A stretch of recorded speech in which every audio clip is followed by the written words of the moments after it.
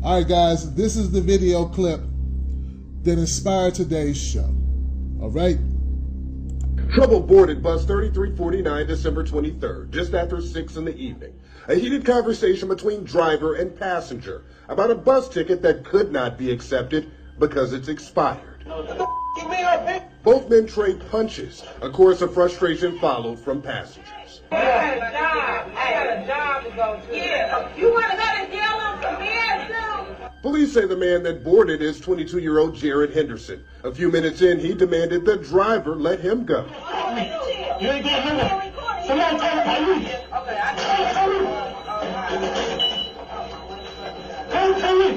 Instead, passengers turned and walked away. I'm telling you, don't let me pull out my gun.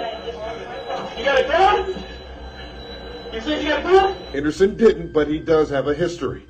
Burglary. He also punched and kicked his child's mother. The 3-year-old saw everything. I'm a felon, man. Come on, man. I'm going to jail. Don't make it worse, man. Don't make it worse. The driver didn't let up, and this happened. You got a knife. He got a knife. You got a knife. Still, no one called police. It all started over a couple of dollars of bus fare. I got $100 for anybody. Come help me. The driver felt he had to help himself with the call. Finally, a ride to jail. Get rid of this window. Okay. All right. Everybody saw that? Okay. Hopefully, hey, what's up, Murad? How you doing, man? Let me make sure. Hopefully, everybody could say, guys, this was the. Give me that. Okay. This was what inspired tonight's show. So the number's 323-870-4064. That's 323-870-4064. This, and I saw this video, and it was the so you can call up. You can call up. When I saw this video, this inspired me because, oh yeah, I noticed my head was getting cut off in the video last night. You know, people were making some comments, as you can imagine, right? It was horrible, guys. The comments were horrible. You know, as you can imagine, everybody had different things to say. I don't want to too much impact what your thoughts are. But you know, I gotta speak my mind, right? While I wait for people to call up. The comments that I was reading, they inspired me to do the show because black people are so hard on each other. Oh, we're so hard on each other. Oh my God, we hard on each other. Hard on each other. And then when I listened to what even the reporter was hard on the people on the bus. Just hard on them. Like, let me say this, guys. This is not a new phenomena that when people are in groups and see something happen, people are very hesitant to get involved. All right? That's human beings. That's not a black thing. That's not a white thing. That's not an Asian thing. That's a people thing. First of all, people don't like getting involved at all in anything. They see drama. People want to go about their lives and go the other way if they can do it. And there is a thing called the bystander effect. That's right. It's an effect, right? It's a thing, a consciousness, something from studies. They came up with this thing that happens. Whenever people witness something in person, when a group of people in public, a bystander effect is a social psychology phenomena where individuals will not offer help to a victim when other people are present. The way this works is, if you're in a group of people and you see some bad shit go down, you'll be thinking, well, I don't have to do it, somebody else will do it. People look around waiting for somebody else to act. But when it's just you, or very few people, you know it's on you, you got to do something. It's just like no one else is around. And you'll hear these stories from even the most heroic people who have done great things. Most of the time they'll say, if I didn't do it, no one else was going to do it. There's like no one else was going to do it. I had to help them. That feeling of responsibility, that's a human thing. But for some reason, this comment section, and I know comment sections are full of trolls, but these people were not trolling. Oh man, they blamed everything from the way people have been raised. They blame, I mean, believe me, they blamed everything. They blamed everyone and their mama for how these people acted on this bus. No one took into consideration that first of all, they may not like this bus driver. It's possible they don't like the bus driver. It's possible the bus driver is a dick. It's possible. Now, I'm not saying that means you don't help them, but I don't know, man. Sometimes people don't like people who are dicks. Now, I'm not saying he was. He could be the nicest bus driver on earth, okay? But no one, my problem is no one considered their fact. They just saw black people not helping a black person against another black person, and they got all racial about the shit. Like it wasn't in human nature for people not to want to fight. You know what I'm saying? Like it wasn't a natural thing for people not to want to jump into a fight. Initially, what happened with these two people, if you saw the video, guys, they were trading punches. It wasn't like the young man jumped on the bus and started beating this guy up out of the blue. They were arguing, it escalated. I don't even know who hit who first. Okay? But once again, I'm not saying it's right. I'm not defending it. What I'm saying is, no one in the comment section brought it up. See, I study people at this point. And I noticed that when it's black people are so hard on each other, we give each other no excuses for anything. And we blame our race just like white people do. Even more.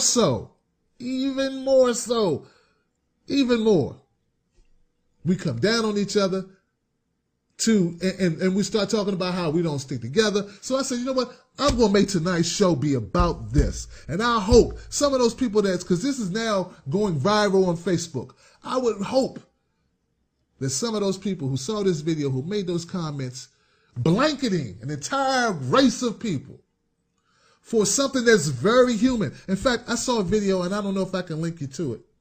There is a video of a white guy walking in the middle of the street, and I think it was Colorado, very white state. He gets hit by a car, flies in the air, falls down. Daytime. 10 cars rolled past him. Nobody stopped. On the 2-lane intersection. It's a very busy street. People on the sidewalk just looking. Finally, after a minute and a half of laying in the middle of the street, people just drove around his ass. They just drove around. They saw him. They avoided hitting him and just kept going. Finally, a cop car pulls up and they called an ambulance. You know what I did not see in that comment section?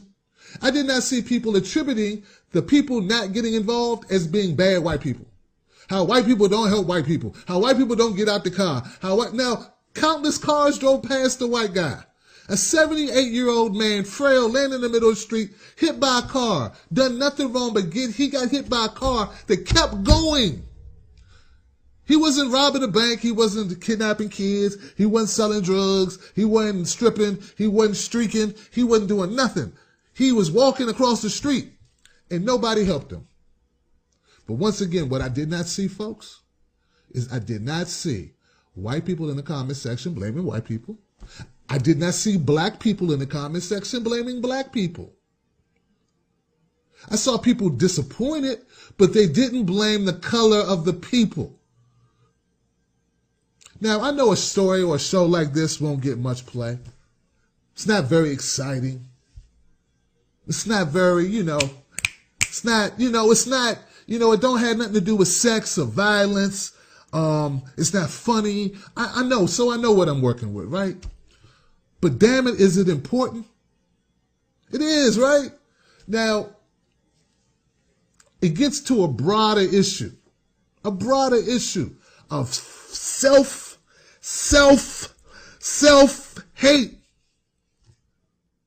It's horrible. It is horrible. So if you got a group of people who automatically consider themselves as the horrible people on the planet, who don't give each other the room to be human like all other humans give each other the room to be human, what do you expect of our children? What do you expect of our political leaders? What do you expect of our community leaders? What do you expect of our businesses? What do you expect of those people who look at each other that way? Now, they don't look at themselves that way. Everybody in that comment section says, see how those blacks are? I'm black, but I'm not like that. I would have definitely done something. I would have definitely stopped the man. I would have got in the middle of the two people fighting and disarmed the man with the knife. I would have done that. Definitely. Black people don't help black people. See, black lives don't matter. Black lives don't matter. White guy gets run over in the middle of the street. No white lives helped him either. But nobody in the comment section. White lives matter. White lives matter. Nobody. You get what I'm saying? You guys get where I'm coming from? I think you know what I'm talking about. So, once again, the number's 323-460. What the hell is it? 323-870-4064, guys. This hit me in the chest. Like Richard Pryor said when he was trying to box Rob, he was trying to box and hit him in the chest. Paying. It's like his father punched him, and it's like his fist wrapped around his chest, wrapped around his father's fist. And he couldn't say, you ain't letting your fist go. That's how I felt when I watched this and watched the comment sections of the people. And I said, you know what, man, how can I expect black people to support me? They hate themselves. Look at them. They hate themselves. They blame little 5-foot black woman for not doing something with this 300-pound black man and this young thuggish looking dude. They blamed her. They didn't blame the violence. They didn't blame the body, the punches and that started it. They didn't blame none of that shit. They blamed the women, and there was one dude for not getting in the middle. For all as you know, the guy could have had a felony or been on the run from the police, the guy on the bus. We don't know, but you blame it. You don't assume any. The thing is this is the thing. No one gave the black people any excuses. Not even the black people. In fact, the black people were harder on themselves or harder on these blacks than the white people were. Y'all feel me? So I want to make sure we make that point distinct because it is important. Once again, how can we expect anything of our people if at the end of the day, we hate ourselves? All right, so I'm going to go to the first call. I'm going to take you in the order that you came in. I thank you for proving that we can talk about this type of stuff, man. All right? I appreciate y'all. Let me go to the first call.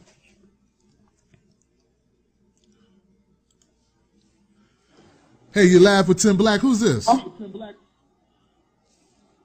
how you doing, Tim? It's Namdi. Hey, Namdi, how you doing? I'm doing great. How are you?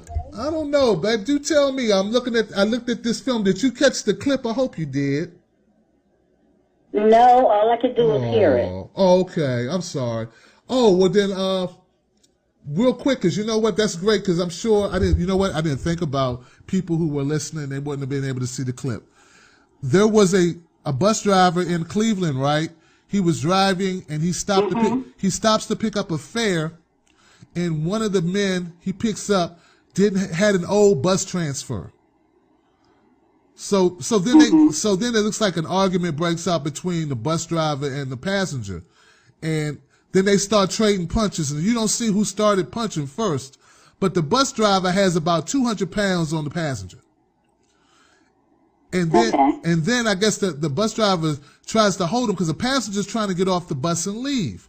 The bus driver won't let him leave. The bus driver wants somebody to call the cops. The young man, the passenger, is trying to escape. He's like, please let me go, let me go, let me go. So he said, man, I got a gun on me, let me go, let me go. And then he won't let him go. And he keeps saying somebody call the cops. Now there's about 5 or 6 passengers, all that appear to be black. They just stand in the back and they're like, don't fight or stop fighting or man, it ain't worth it. You're going to go to jail. But none of them called the cops. At the end, the young man pulls out a knife, but he couldn't do anything with it because the big guy was beating his ass the whole time, Nandi.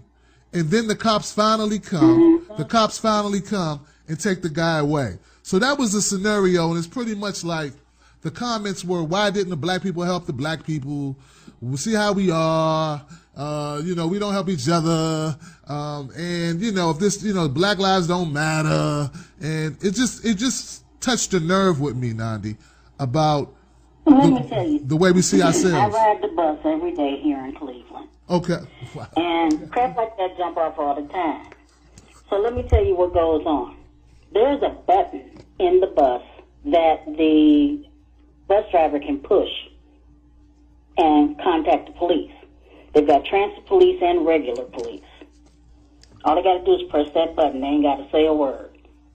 Okay? Right. If they really need the police, they hit that button. And it isn't just the police that'll show up. If the police are not nearby, any emergency vehicle can show up. That includes EMS, fire department, sheriff's department, anybody can show up. Okay. Okay? So, to me, that whole thing was unnecessary. If the guy had, I mean, people have old bus passes all the time trying to get on the bus. Only thing is, in Cleveland, they've got the police that come out. If you've got an old bus pass, they will take you off the bus. The first time, they'll give you a warning. Okay. The second time, they'll charge you $50. $50? The third time, they taking your butt to jail. Wow. Okay? Gotcha. So, I mean, it's not simply a matter of the bus driver having to push a button. The police come and regularly walk the buses asking, let me see your pass. Wow. Okay? Wow. This is done regularly on the bus. Gotcha. So, to me, the bus driver was being a little too gung-ho. Right. Really. Right. I feel you. They were being a little too gung-ho. Well, I don't have, this isn't right, you can't get on with this. Right. Sometimes the bus driver can say, look, I can give you a temporary transfer. Okay. And that temporary transfer can only be used one other time to get you where you're going, but next time don't do this. Okay. Okay. So, Nandi, what you're basically saying is... To me, that bus driver... So, let me... You see that the bus driver just being a little too gung-ho. Right. And as for people on the bus not doing anything... Yes, please. They're not going to do anything. The What? Cleveland transit system is very secure. They don't have to do anything, and they know it. They don't have to call 911. They don't have to do anything, because as long as that bus driver pressed that button, then it's already done. Interesting. I wonder why no one brought that up in the video. Like, the reporters didn't bring I it don't up. know. Yeah, it's never talked about at all in the reporting of the event, because it's not just a clip that's running. We got a reporter giving us a play-by-play, telling us everything that happened. They didn't mention anything about a button being on the bus, and they were in Cleveland. This was a local story. Right. And let me tell you something. A lot of those reporters, whether they're from the television station or whatever, they've never ridden a bus. Okay. They don't know anything about public transportation. Okay. Not a thing. So you can't sit up there and expect them to say, well, this is on the bus, and that they don't know. They don't ride it. They don't even live in Cleveland. They live in the suburbs. Oh, okay. So, yeah, okay. Okay. Overall in Ohio, somewhere they can live anywhere. Gotcha. Mm-hmm. But see, what bothers me, Nandi, is just the fact that so many people just jump to conclusions. I got to read all these comments, Nandi, from black people just throwing black people underneath the bus. You know, everything is because this is how black people are. Black people don't help black people. Black people, see what we're doing? We don't stick together. We don't do nothing right. I bet you if that was a white bus driver, they would have helped them. And I mean, it's just horrible, horrible comments from black people. And it's like, these are the people that my kids have to play with. These are the people, these are the parents of the daughter my son may end up marrying. I mean, it's horrible, Nandi. Why are they so... Right. Yeah, what's up, Carter? Why are they so infected with this self-hatred shit? They programmed, Tom. Talk about it a little bit for me, man, if you can, Carter. Your experience. Hold on. Let me pick up the phone. Okay. Good afternoon, folks. This is Mr. Carter here. I'm enjoying Tim Black shows, having a nice adult beverage. I encourage you all to join me. Tim, one day you're gonna let me do that ad, man. Yeah. No doubt. I now, feel you. these kids are programmed, Tim, man. Everything from they don't know how to separate fantasy from reality. And it's everything from the so-called reality TV, is everything from the music videos, everything from just the slick talker they run into walking down the street. Oh, yeah, man, I just bagged 100 girls last night, man. Yo, the crystal was flowing, man. Money was raining from the sky. They're like, oh, wow. Not knowing that he full of shit. He did a goddamn thing to sit on his couch and watch Married with Children last night. Like, I mean... They can't separate, the BS from reality, man. The things that these kids idolize is utterly ridiculous. Now, as far as the people on the bus, I rode, public transportation, when I had to in Richmond, and it's just like anywhere else. You got fools that'll get on the bus and start some shit. And like I pull the cord and no doors open over there to run off and shit, like little foolishness like that. And it shouldn't be expected. Me personally, I couldn't have sat there and watched that. Right. Because I don't come from that class. I mean, you ain't that far apart in age. Right. We didn't come from the school of these punks where they just watch somebody get beat to a bloody pulp while they pulled out their cell phones and just hate it. That's a good point. Nobody broke up the fight. Nobody said a word. They just want to get views on Instagram. Like, what the hell is wrong with y'all? Right. Good point. And it does come down to some self-hatred because some of them deep down, we know, some of them want to be white. They look at what's going on around them. Oh, my God, white people got it so good. And they hear certain folks in the so-called conscious community. Tim, I want you to do a show on the conscious community, man. Okay. I want you to do a show, and I'm gonna be right there with you. I'm gonna try not to name bomb if you ever do the show, but they listen to some of these folks, and they get this rhetoric, and they're like, it'll be so good to be white. They have everything, man. Right. You don't have to worry about a thing. And then they start to hate themselves. They hate the way that they look. They hate their own style. Right. Not knowing if you truly was black and in love with your own culture, you would know that everything out here that you see came from us. I don't give a fuck what they say. If you trace back to history, they copied and whitewashed everything. Gotcha. There's no reason for you to hate yourself. There's no reason for you to hate your culture. You can hate the ignorant motherfuckers. You smack them upside the head, tell them to go sit their ass down somewhere, right, and give them a book to read. Right. I got you, man. I got you. Another thing I think that makes us hate ourselves, we don't have a true vision of who we are, what we're supposed to look like, what we're supposed to be. Every time we turn around, even in the black community, the standard of beauty is, we like to say it's white, but it's actually Arabian. Mm. Okay? It's actually Arabian and Middle Eastern. Wow. And I found out something that just tripped me out. When people go to the plastic surgeon, right, to get nipped on their face to make them look better. Okay. The plastic surgeon will tell, well, this is the standard. It's Egyptian. Ancient Egyptian is the standard. Now, it's white folks' ancient Egyptian, not the real ancient Egyptian. It's what white people consider the ancient Egyptians looking like, which is like Liz Taylor. Okay? And they say this is the standard.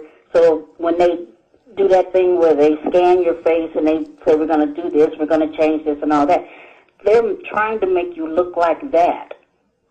Now, I don't know about anybody else, but my features are Bantu, not Middle Eastern.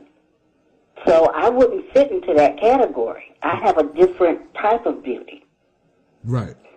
A lot of black people have that Bantu beauty, and they think of it as ugly because they don't see it much on television. That's it.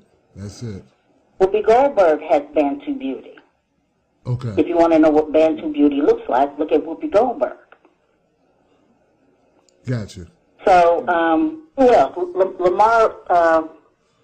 LeVar Burton. He has Bantu beauty.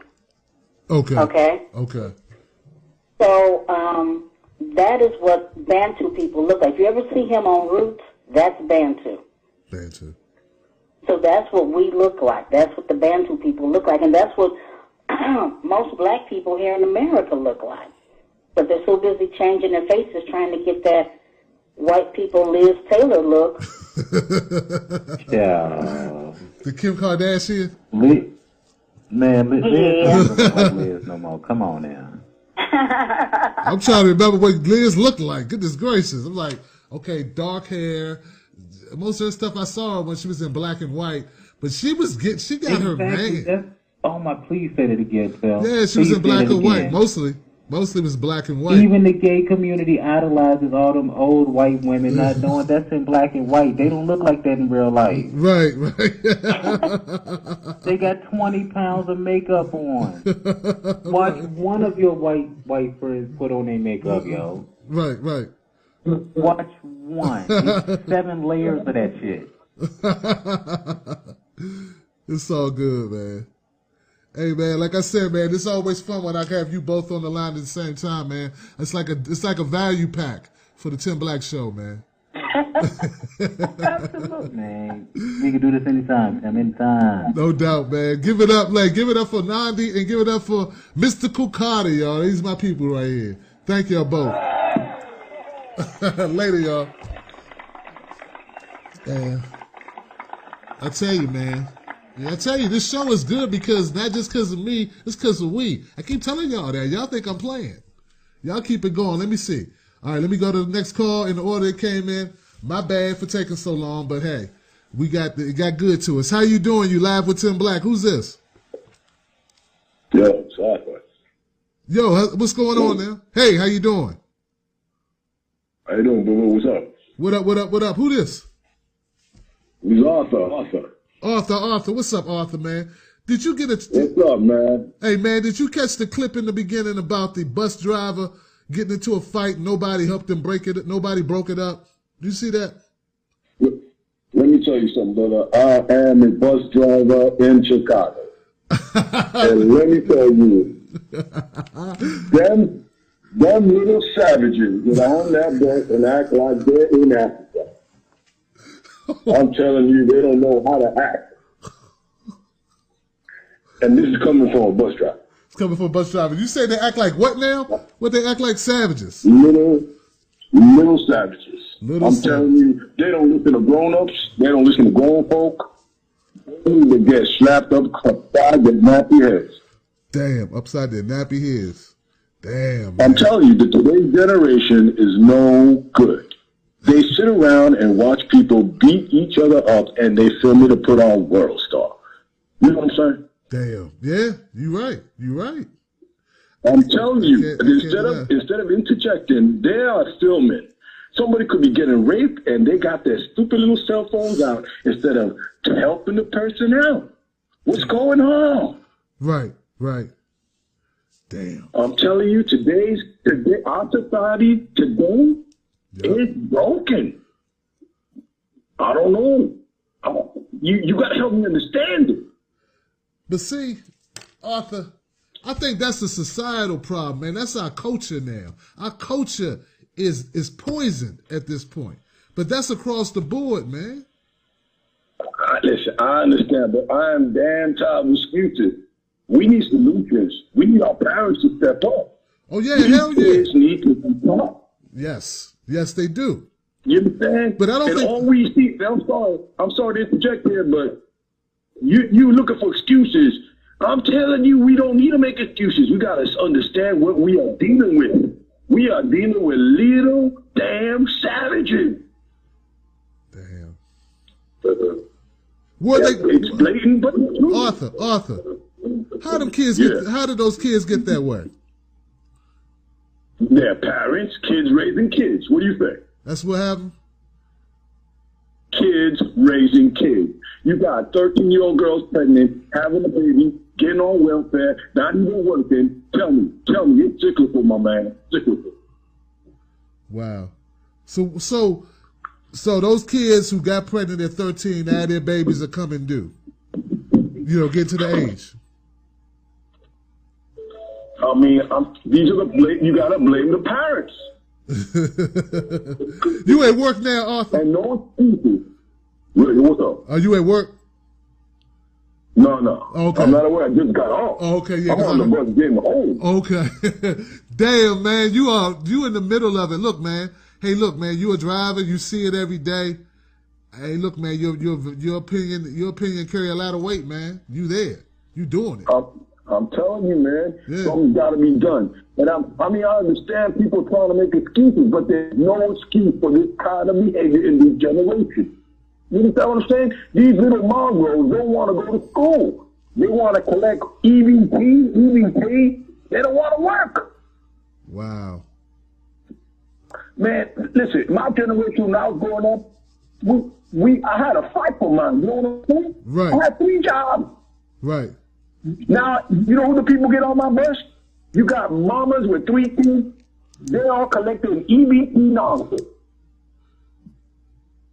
EBT. I can't take it no more. I'm going to slap one of these savages and throw them off my body. Savages. I've been hearing that term. Now I know what. I thought it's a Chi-Town thing, man. You the third guy from Chi-Town that call these kids savages, man. Savages. Yo, they are killing each other left and right, my man. Right. Lord have mercy. Just yesterday, one guy shot another guy. You know what for?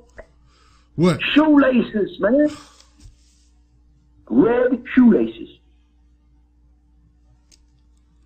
God damn. I'm telling you, our generation is broken. I don't want to make no excuses for our people. Our people are backwards, inbred mofos. We got to get up and we got to unite and fix it. Arthur, man, I disagree with you, man. But I'm telling you, we got to start from scratch. None of this Nubian beauty and Mandinka looking people. I don't care. We need to get these. We got to get these kids. We got to whoop them like we used to. I used to get whipped every day. Hey, let me ask you a question. Why did you have to work 3 jobs? Why did you have to work 3 jobs, Arthur? Because I was taught the proper etiquette. You got to work for yours. You don't wait for no handouts. You know what I'm saying? Yeah, but I'm saying, what were your, because that's not a normal thing. So why would you be in a position where you would need to earn 3 incomes to survive? You know why? Because I had drive. Our society today had no drive. So you didn't have any kids?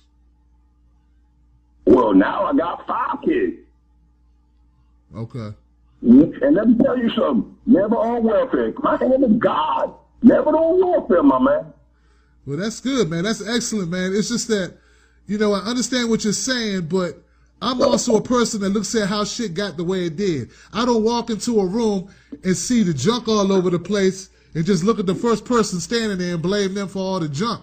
I like to know what happened, because sometimes you'll find out a tornado came through the room. But let me be honest. Do you care what happened? All you want to know, you gonna fix this shit. That's how you understand what I'm saying? You can't fix it if you don't know what broke it. You got to know what happened. I don't care. You have to know. I don't care. You fix it now. That ain't how you fix shit, babe. What's the first thing? You work on your car, right? Right? Yeah. You want to know. Yeah. You want to know what's wrong with the car, right? How you gonna fix it if you don't know? You don't know what's wrong with it. How you gonna fix it? First of all, I take my car to a Chinese mechanic. I ain't taking no Man, I'm using an analogy, Arthur. I'm saying when your car break down, I'm just Arthur. letting you know. Listen. I know all about frequent your own, build up your society, financials inside your community. Right. But I'm telling you right now, Our community ain't worth shit. Right, I know that. But what's wrong? Why is it not worth shit? I don't mean what's broken about it. I mean, why is it in the condition it's in? And if we fix that... Because our children do not have any drive to excel the race as a whole. They don't have any hope, brother. There you go. There's no drive. And you know what? Why? What they're left with? Why? EBK. Who benefits from that shit? That easy. I'm trying, He's man. holding us down. You know. I'm letting you know he's holding us down. Well, he'll be gone this year, so then after him, it'll be all better, right? There you Because go. the black He man giving us gone. crumbs. Black man will be gone. He Then gives us crumbs. look. Because, you know, we were doing so well before Obama, right? No. I'm saying we got Obama and we thought the world was coming to our feet. Did it? Nope. Not today. You know, white people elect a white president every 4 years, right? They hope the same thing. They hope the same thing every time. And see, this is why I did this show. For people like you, Arthur. This is why. But listen. I'm from the old generation. And let me just tell you, I'm going to tell you something that's going to upset you. But I am sick and tired of people blaming the white man for their ills and tribulations.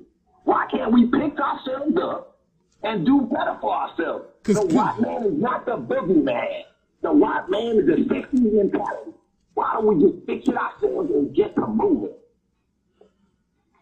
Because you don't know what's wrong with it. So you can't fix it if you don't know what's wrong. What's wrong with it? Youngin. I hear your opinion, I never respect it. But I've been around here longer than you. And I'm letting you know, the white man is not the problem. It's his little strategy. That's what's wrong with it? It's the savages. Yes, because they don't want to fix it themselves. I thought you said it was their parents. I thought you said it was the parents, man. I thought you said the parents. Excuse me, I said children having children. Thus, you have children having children. What do you got? You said parents, right. So the parents. So parents, that would be a generation ago. That wouldn't be these kids. It would be their parents. Oh, it ain't my generation. It's a generation of them scallywags.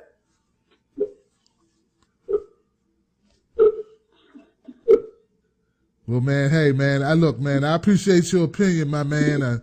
I'm sorry you got to deal with them damn savages. Some savages, boy. There's some savages over there. Kicking them off the bus, brother. Kicking them off. Man, you take care of yourself in Chi-Town, man. All right, now. You take care, man. Continue to serve the good. All right, later. No doubt. Give it up for my man Arthur, man. He got to deal with them savages out there, boy. Them savages. Woo! Got to deal with them goddamn savages. Man, I tell y'all, man, this ain't about me. This is about we. You see that call? That shit was priceless. Them savages, goddammit. And you know what? He got a point, but he don't have a point, but he has a point too. He's not all wrong. He's not all right. And who is, right? But that's his, man. I bet if we had to deal with the public like the bus drivers do, anyone has to deal with people who don't have any constraints on their ass. You have to value that opinion, because who knows what he sees? He said people could get raped and no one would help. They would just film it. All right. Lord have mercy, man. My man. That's my man. Let me go to the next call, man. Lord. Hey, you're live with Tim Black. Who's this? Hey, how you doing? You're live with Tim Black. Who's on the line? Hey. I'm Marcus. Hey, Marcus. What's up, man? Everyone is pretty much talking about children and stuff, so I kind of want to go in a different direction. Okay, Marcus. Okay. The question was, why don't black people help each other? And it was in relation to this video. And I'm looking at the video. I've looked at it a couple of more times. Those people that didn't help are blue-collar, hard-working people. And they're in a position where they can't miss work. They can't be late for work. Because the man wants to fire. They weren't young people. Okay. They've been around long enough where they realize that if I get involved in this, I put myself into the system. Wow. And living in any metropolitan, you realize a Chicago, a New York, a DC, or whatever, right, to try and not interact with the police. You don't want your phone number given. You don't want to give them your name. You want to go to work so that you can get out of the hellhole you live in. I feel you. So it's fear of the law, and it's a lack of opportunity, which is the job portion. That's what I think. Hey, man. Hey, look, man, I appreciate your comment, man. I took so long with my previous callers. I don't want to keep you too long, but I do want to say, man, I appreciate you looking at it objectively, man. You know, when I didn't look at every comment on the video, the original video on Facebook that I saw, but absolutely no one, and I mean no one, Marcus, said what you just said here tonight. Because you have the white people that were speaking negatively, right, and you have the black people who were speaking negatively. So let me deal with the white first. Okay. They're going to just use anything as a tool to keep proliferating stereotypes that are negative toward us. That's all. That's period. With the black people, it's like in every generation since slavery. You're going to have some who are going to try and be, I'm not like them, by pointing you out. Right. Right. You know what I'm saying? I do. Yes. I'm the good black. I'm the good black. And one other thing I wanted to say, Tim. Yes. Like, what made me originally tune in tonight was the title, and I thought you were just going to go into it in general, why black people don't help each other. Right. We fear each other, especially the higher up we go, the more successful we become. Okay. We scared. I've been in hiring positions, and people don't admit it, but a lot of black people are in hiring and firing positions, and we avoid hiring each other more than the white folks, because we scared you're gonna come in and mess it up for us. Wow. We hate having to walk down the hall and see each other because we worried about, is he gonna do a high five or is he gonna be professional? We scared. That's horrible, man. I never looked at it that way. I've looked at it where sometimes they'll hire a black person who doesn't really like black people, and that person will serve as like a gatekeeper and may be detrimental or very hard on black people for whatever reason, but I never looked at it as a fear mechanism. Yeah, sometimes that gatekeeper is not really against black folks. He may want to or she may want to hire, but they worried about you coming in acting a fool and messing up for them. That's a good point, though. You will reflect. I have done it. Yeah, you will reflect poorly on the person who hired you or spoke up for you. That's true. But you know what? But you know what, Marcus, man? That's not really is that really a black thing? Is that a human thing? See, and that's something I wanted to kind of get to. No, I don't know now. White people don't want nobody. I know white people who didn't want to hire other white people who they thought. Most other cultures look out for each other first. Period. Okay. That's true. I mean, well, yeah. I can't deny that. I can't deny that. I got to be truthful. I couldn't hear you. I just said I have to be truthful. I don't want to give a silver lining when it ain't one. Right. And it's like, but what is that thing, man? Now, I classified it as self-hate. Self-hate. You're saying maybe it's more of a fear. Some people, it is self-hate. Okay. I know some people that absolutely is self-hate. Right. But a lot of people, it's survival in this racist society that they live in. That's what I'm talking about. That's what I'm talking about. That's what I'm talking about. And I find myself... You have, go ahead, Marcus. I don't want to get into too many particulars about myself. Yeah, no problem. But I'm living the American dream. Okay. But I still driving around in my car. Every time they pull up behind me or they across the street or whatever, I'm just as fearful as the boy in the hood. Yes, sir. Yes, sir. And I live in a lily white neighborhood. I live in the mountains. Gotcha. Survival within... Well, let me ask you this, because it sounds like you're in a position where you know. I find myself sometimes, Marcus, being more lenient probably than I should be, but I often wonder, I say, these people have to survive in this system. We know it's a system. We know the deck. Say we give a lot of shade to Stephen A. Smith or Charles Barkley or Wendy Williams or who have you. We know they have to survive in a system that's stacked against them. They're, and we know it going in when we watch them on other people's platforms. But we expect our expectations seem so high, and we give them no leeway, knowing they don't control their own situations. And I think so. I find myself being more lenient maybe than some other people would be. Do you know what I mean? I understand, and I want to give a little leniency.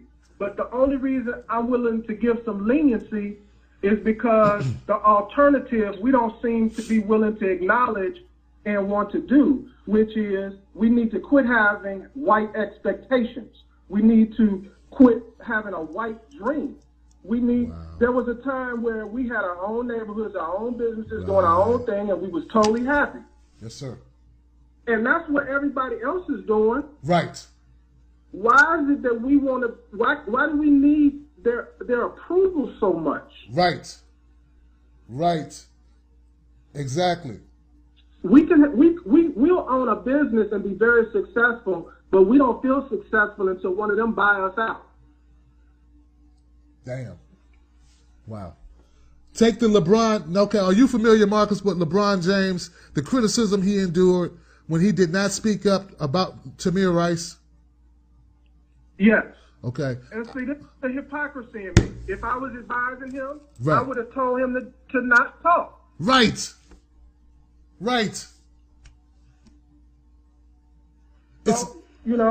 So, Marcus. But he should have spoke up. Marcus. You understand the hypocrisy I'm speaking? I do. But I did a video on it. I was like one of 20 black people that I seen on YouTube make a video that was supportive of LeBron James, because I'm like, he spoke up on Eric Garner. He spoke up on Trayvon Martin. He led the hoodie awareness campaign back when he was in Miami. But this happened in his own backyard. Don't you think that people in Cleveland, as poor as Cleveland is, don't you think everyone reached out to him? Please, LeBron, please. They're going to burn down the city, LeBron. Please, LeBron. Please don't say nothing, LeBron. Watch what you say, LeBron. They were riding when you left. They riding when you came back. If you say it, those people will ride again. We can't have it, LeBron. Most people don't know how poor Cleveland is. And I was like, black people should know at little context. What was LeBron going to do by saying, hey, I'm not going to play unless y'all try this white officer for Tamir's death. But that doesn't mean they would have got a conviction, Marcus. It doesn't mean anything. It just means maybe they would have indicted, maybe they wouldn't have. But at the end of the day, he would have suffered financially for that. And like I said, I'm doing kind of okay. And what you tend to learn is, when you stick your neck out for people, they burn you.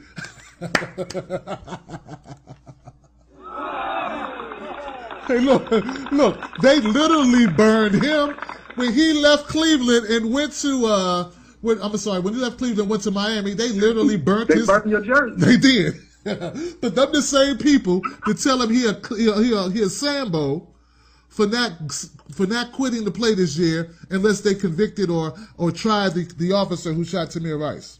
Them the same people. How quickly they forget.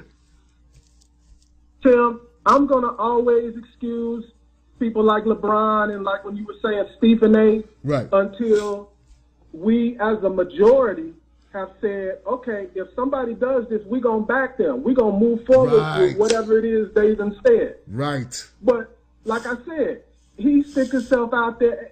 We ain't going to rally behind him. Nope. We ain't going to do what's right. Nope. Look at Arsenio Hall, Marcus. And that's the problem. Look, everyone knows. I'm sorry? Most people know, they understand what happened to Arsenio. When he brought Farrakhan on his show, it was his swan dive from the Arsenio Hall show. It took him 20 years to get another show on TV. And when he finally got it back, we didn't even watch the shit. Well, it's a little deeper than that, in my opinion. And that is, they made sure that a generation passed. Damn. His crew, which is my crew that grew up watching him. Right. Damn. We sleep at that time. This new generation, they heard of him. All they remember is the pump fist and the bark. That's true. Yeah. So they put him in a position to fail, in my opinion. They waited till he was played out. True. And then they gave him a show. And they didn't give him much leash to run on. Because Conan O'Brien is still on, and he wasn't doing the numbers that Arsenio was doing. Good point. Touche. It wasn't a setup if you look at it that way. You know the Seinfeld show? Yeah. The first 2 years, it didn't do well, but they stuck with it. We get one shot, bro. True. And the one shot, that goes back to what I was saying about on the bus. Them people was trying to do right in their lives, and they know they got one shot, and they can blow it just getting involved in that. Right. But what you said earlier, man, really hit home with me, man, when you said we need to learn that we can just do good. We need to change our expectations, and that's how we can build up. And that's what I'm doing here, man. I had a commenter tell me today, Tim, you could be super big, man, if you stop talking about all this black and white stuff. And I told him, I said, man, it ain't all about the views, man. I'm good. How big should I be? You know, what am I expecting? I'm an old ass black man. This YouTube's for little white kids. How big I'm supposed to get, man? Tim. Yes, sir. If you ain't hear nothing else I said today, listen to what I'm saying now. All right. Once you release yourself from trying to get their approval, when you interact with them, no matter how it goes, you're going to always feel good and walk away with a smile because they ain't got no control over you. There it is. So get your money right, and you ain't got to deal with them. I'm working on it. And I just want to say one last thing with the helping people. Yeah. I sent you an email offering you a free cross-country road trip twice. You didn't even respond.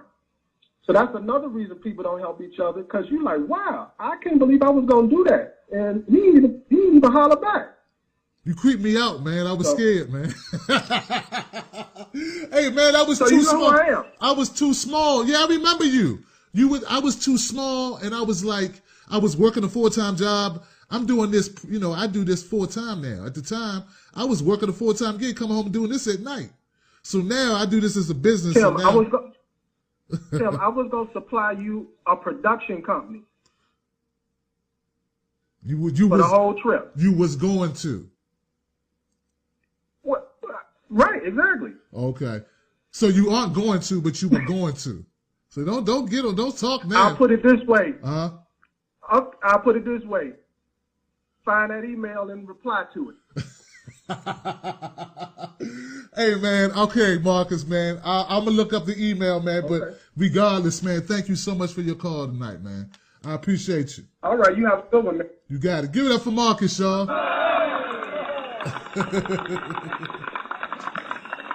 Marcus is crazy, man. Oh man. Yeah, I remember his email, man. And hey, look, in my own look. Hey guys, hold on, before y'all pass judgment on me. I did not know this man.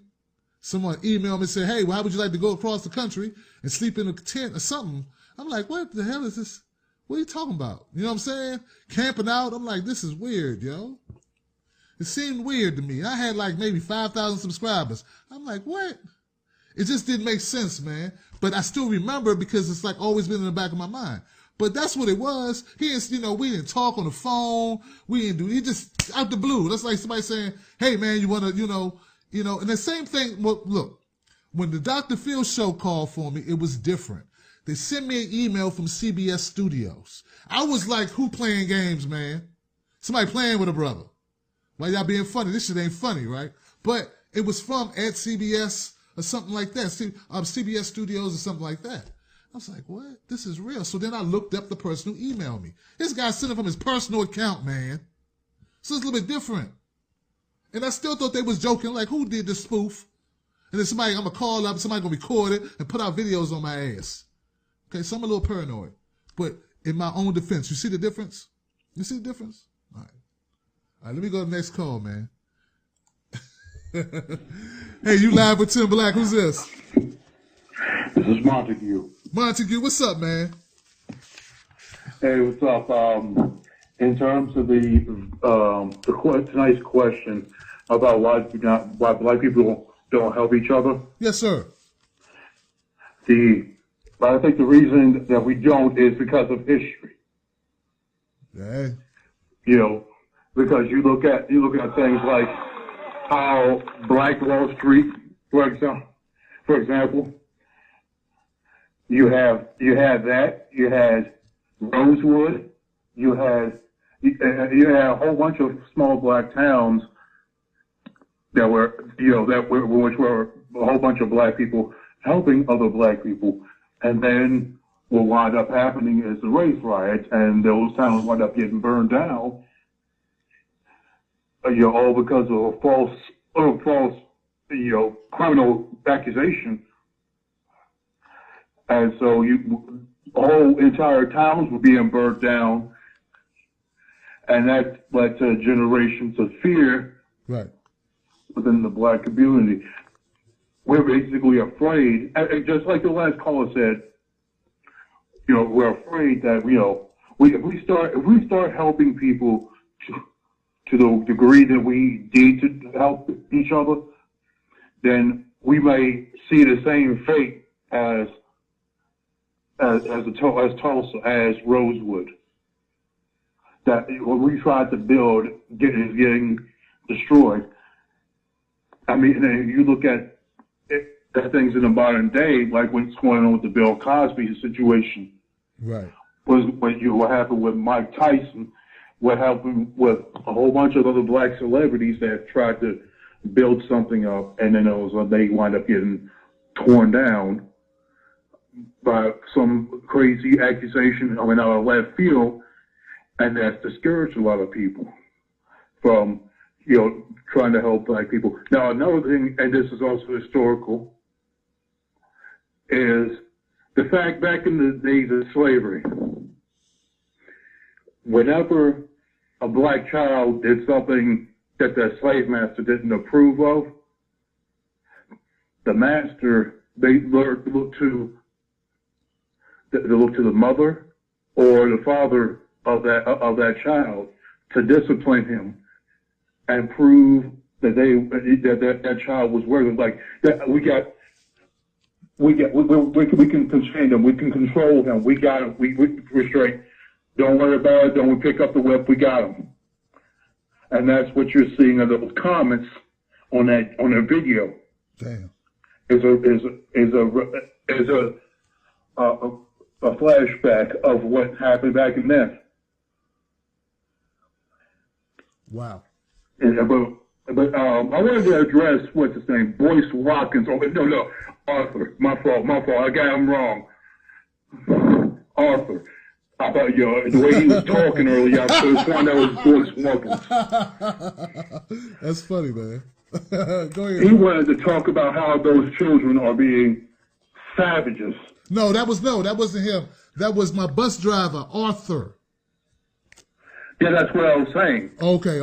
The way he was talking, he sounded like Boyce Watkins. Oh, okay. Talking about savages this, savages that. Oh, okay. Yeah. My thing is this. Just like you rightfully brought up the question about where that came from. Right. You know, and here's another thing that also came from. See, children today, this generation coming, they are learning quickly. They're learning more quickly than we did about what's going on around us. It was unlike back in the day when we were growing up, we were basically taught that you have to respect authority, that you must always obey and do what you're told. Don't question it, don't challenge it, just shut up and accept it and carry out the task. But now they're realizing that that's not the case anymore. We don't have to do that. See, back in the day, we were taught to respect our elders. Right. We were taught to respect our elders back in the day. Now they're learning that, no, we don't have to respect our elders unless they treat us with the same respect that we give to them. I got you. And I think that's what gives me hope in that generation, because they're starting to see it, that a lot of the concepts that we were taught in the past and that we try to install now, right, are basic, or they're not necessary anymore, or they were never necessary in the first place. And quite frankly, we should have been the ones standing up for them in the past, so that way they wouldn't have to be as rebellious as they are now. Because you keep on hearing this talk about the millennials are being the entitled generation, but we don't hear about how previous generations set up the system in such a way that has actually hurt the millennials to no end.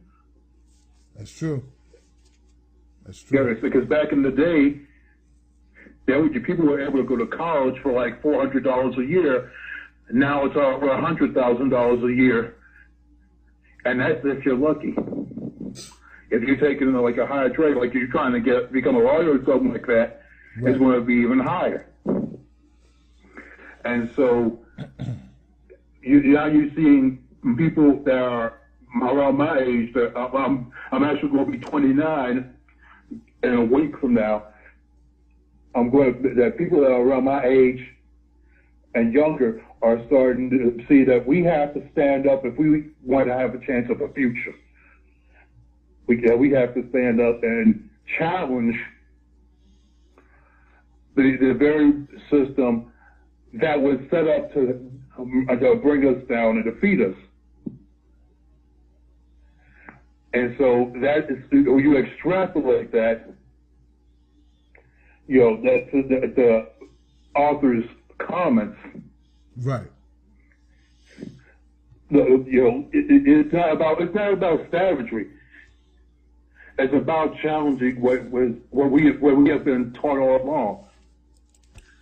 You gotta think about he had to work 3 jobs in order to. Well, he felt he had to work 3 jobs in order to provide for himself.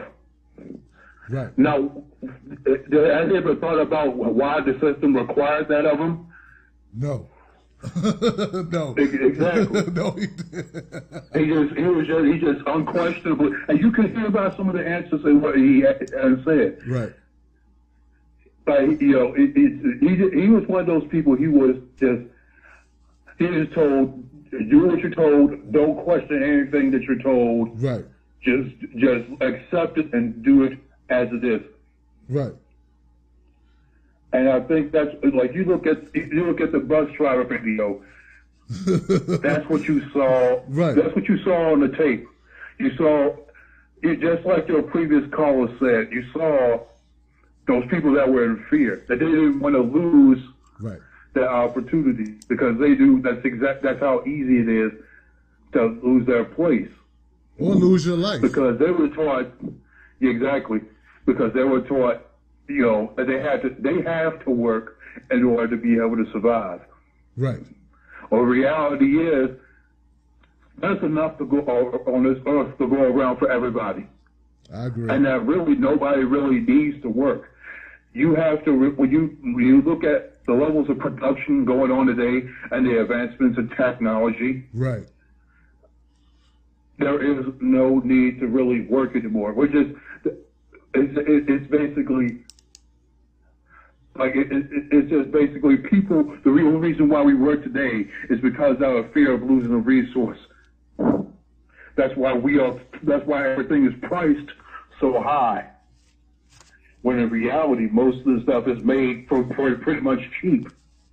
Yeah, prices have dropped dramatically.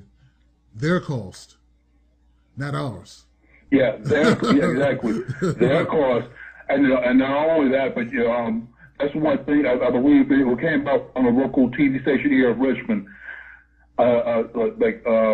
sometime last year, late last year. That the cost of labor, in other words, the cost of people being employed, has dropped. So basically, people are actually working for less. Right. Yeah, people are actually working for less now. Yes, they are. Working for less. You're absolutely right. You're absolutely right. So when I hear Obama talking about we have created all these jobs, what kind of jobs you talking about? Yeah, it's just the numbers, man. It's the numbers, and people don't get it, man. You can make numbers tell you different things depending on the way you report the numbers, and the numbers look good. That's because people falling out the workforce, man. If you look at it with if you look at it unbiasedly, you're going to come to that conclusion, but people don't want to look at it biasedly.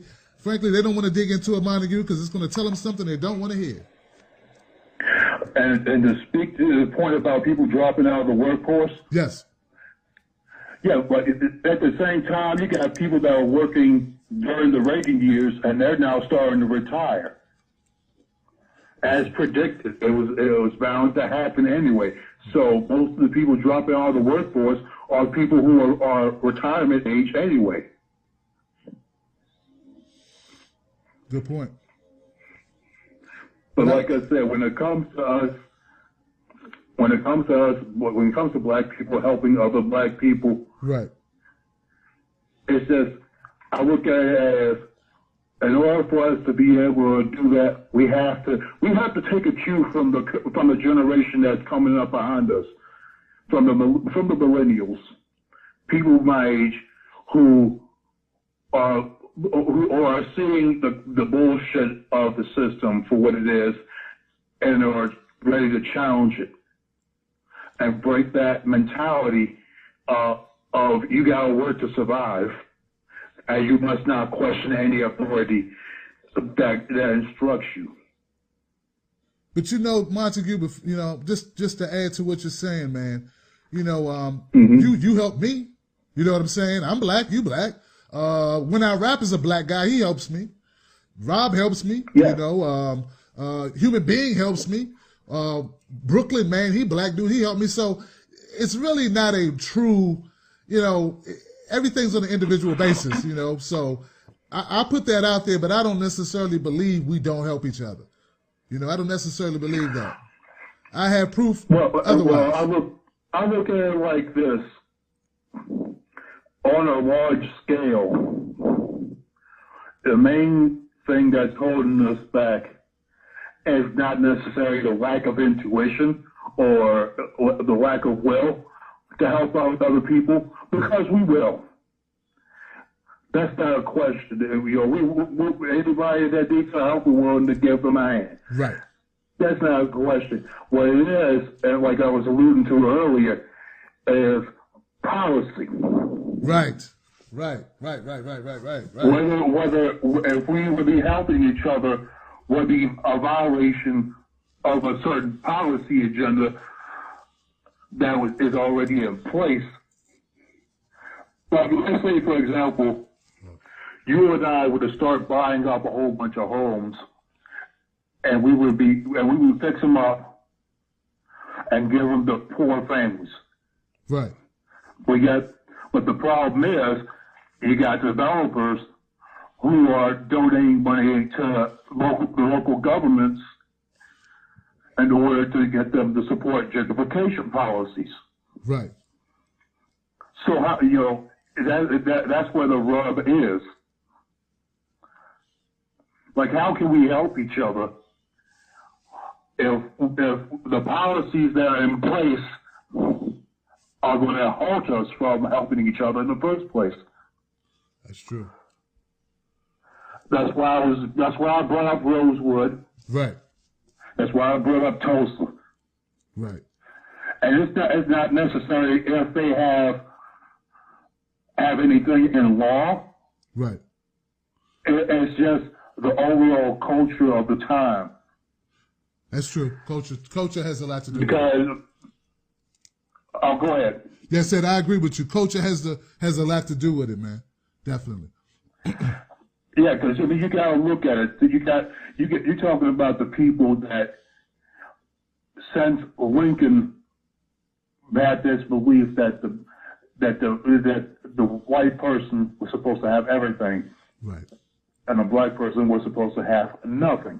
Yeah, that's how the country. And that's what I call the Lincoln mentality, because he had that actual belief. Yep.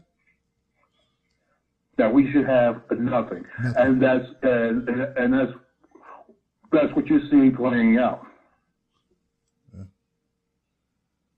All right, Montague, any last words, man? Let you close it out, man.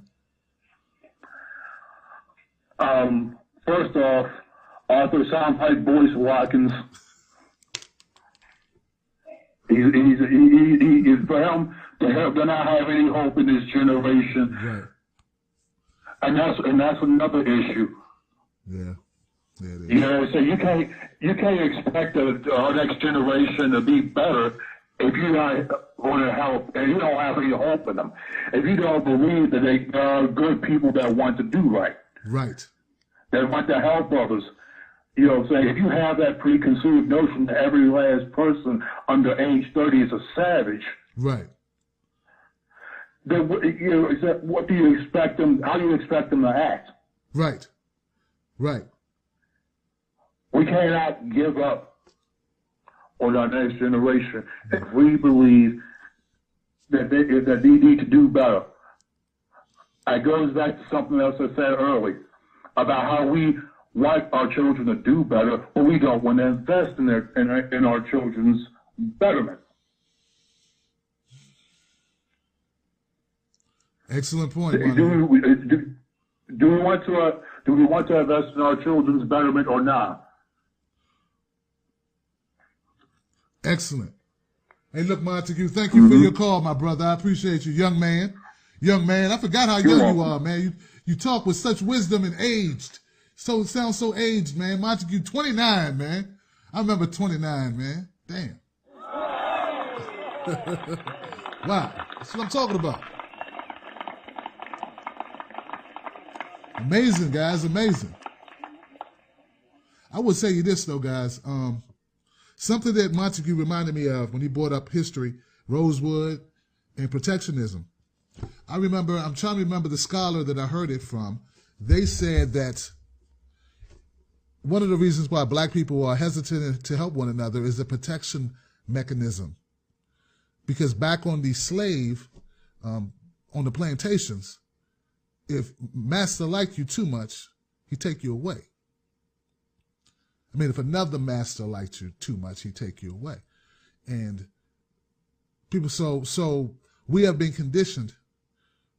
And some people look at slavery as this one thing that happened to these people that lived long ago. But anything that happens to people, generation upon generation upon generation upon generation upon generation upon generation, I could keep going, has an effect. They call it epigenetics, and it becomes a part of the DNA of the individual. And it was a protection mechanism saying, well, if he gets too big, he's going to be gone. They're going to take him from us. And you'll hear that type of talk from black folks when they talk about some of our stars. When we talk about a Tiger Woods, though I don't think Tiger Woods was ever fully, because he was raised in a mixed household. But I don't know. I don't know how he was raised, okay? We talk about mixed children, it gets a little different because of their heritage is mixed to begin with. But you'll hear it. For instance, when people used to talk about OJ, they say, hey, that was, OJ used to be ours. Y'all took him. Y'all can keep him. So these types of comments, these type of thoughts that black people have towards other black people once they get to a certain level of success that we call crossing over into the mainstream, that means they no longer belong to us. And we now know they no longer are ours. And this brings on feelings of abandonment. And people, whether you like it or not, people connect viscerally to people that they admire. So we see it with celebrities. This also pertains to people in our lives. He get too big, the business go too big, he gonna move away. He ain't gonna come around like he used to. He get too successful, he gonna go to college. Remember, the Minister of Society.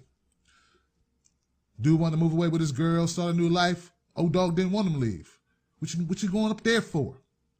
Man, you a mark. You a buster. Why you going over there? This is all we know. Why you want to leave the hood, man? Why would you want to do that? Knowing they could die there. And what happened? He died there.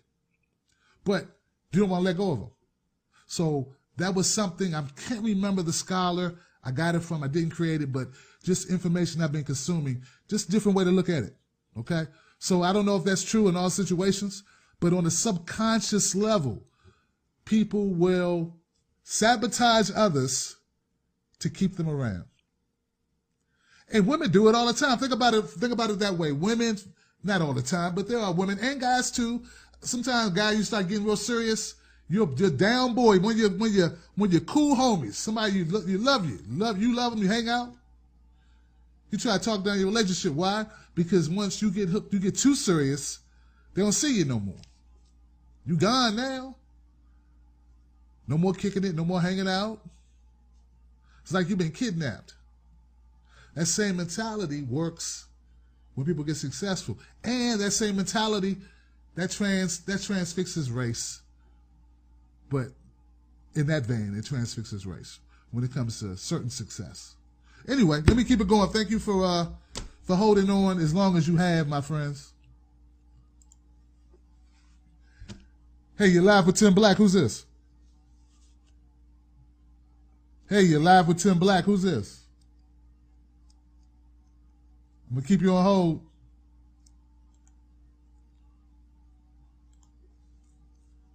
Hey, you're live with Tim Black. Who's this? Can you hear me? Hey, I hear you just fine. Who's this? It's Paul. Hey, Paul. What's up, my friend? How you doing? I'm excellent, man.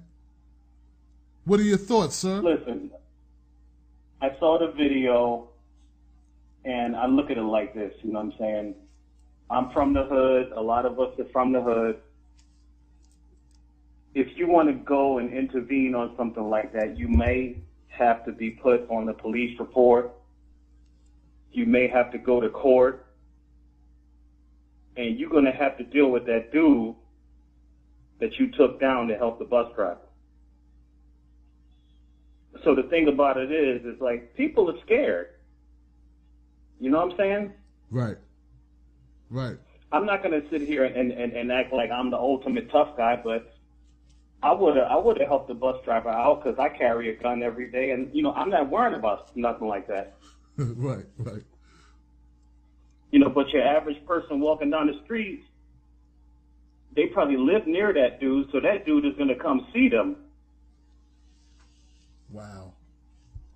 You know, it is what it is. I think we do help each other. I help people all the time. If you don't have food to eat, I'm going to give you whatever food I got. It's not that black people are not helping black people. We are. But the violence is real, and people are scared. You know what I'm saying? So Yeah. But I would have did something to help the brother, definitely. Why do you think people, where is this assumption coming from, my friend, Paul, with this we don't help each other shit? Ball. Oh, you said ball? Yeah. Like a basketball? B-A-A-L, I am ball. Okay, oh, I am ball. Okay, yeah, I know you, I am ball. Okay, man. Yeah, I know you. Yeah. Hey, why do you think where's that misconception come from, man, that we don't help one another? What is that? I don't know, because you know what I'm saying?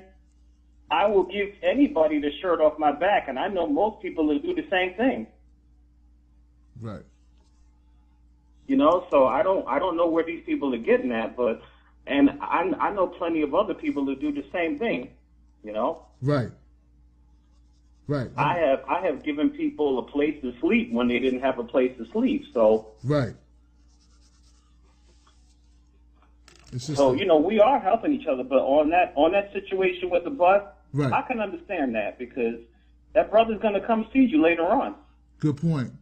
And once again, I am ball. I didn't see comments. I did not see comments saying simply what you're saying, which is very reasonable. Yeah. Which is very logical. You on a bus, that's a normal bus route. It ain't a bunch of out-of-towners probably on a local bus route. Good point. I mean, come on. Yep. Yeah. That's all it is. That's all it is. Hey, look, man, thank you for your comment, my brother. Oh, yeah. Talk to you later. No doubt, man. Give it up for Ball, y'all. Common sense approach. I know it sounds like my man Phil, but that's Ball right there. You sound like Phil from the Advice Tool. Phil from the Advice Tool. Actually, Phil is a cool guy, man. When I was having problems with Fox News because I used a clip and they were trying to shut me down, Phil from the Advice Show, he sent out a tweet for me. You know what I'm saying?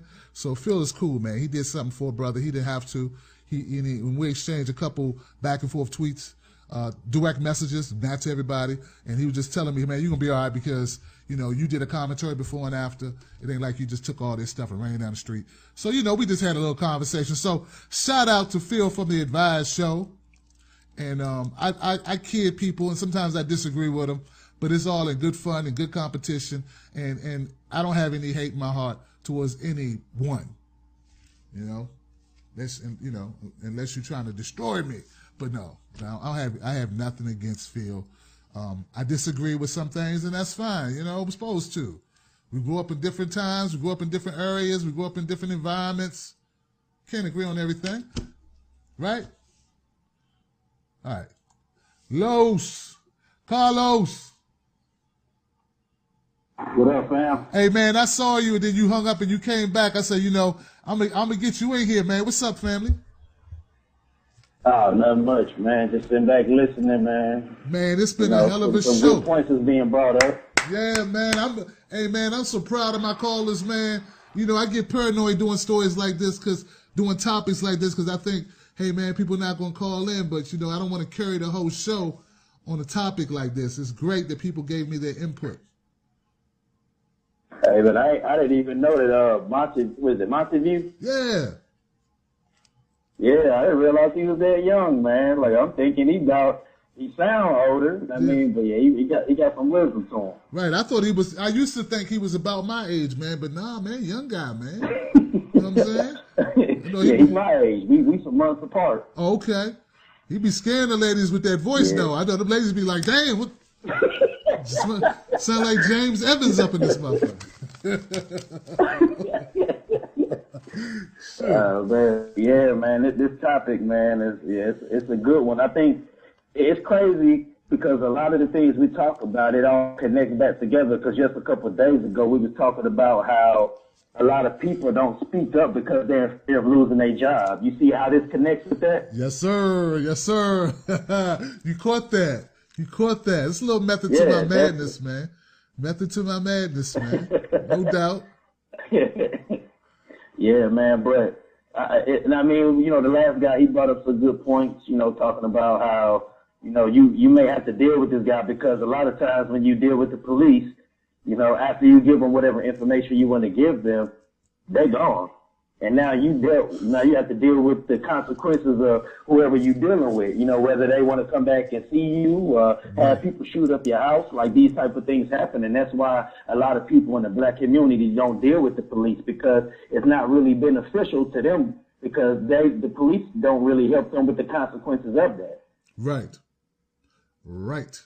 And the police will be the first ones to tell you, you know, hey, man, you know, you need to move away from here if you're going to be, you know, we're going to try to relocate you, or maybe you need to move anybody else you can live with. But it's the common people who don't know. It's like people are so, you know, they unknowledgeable, man. They lack information, but they love to talk, man.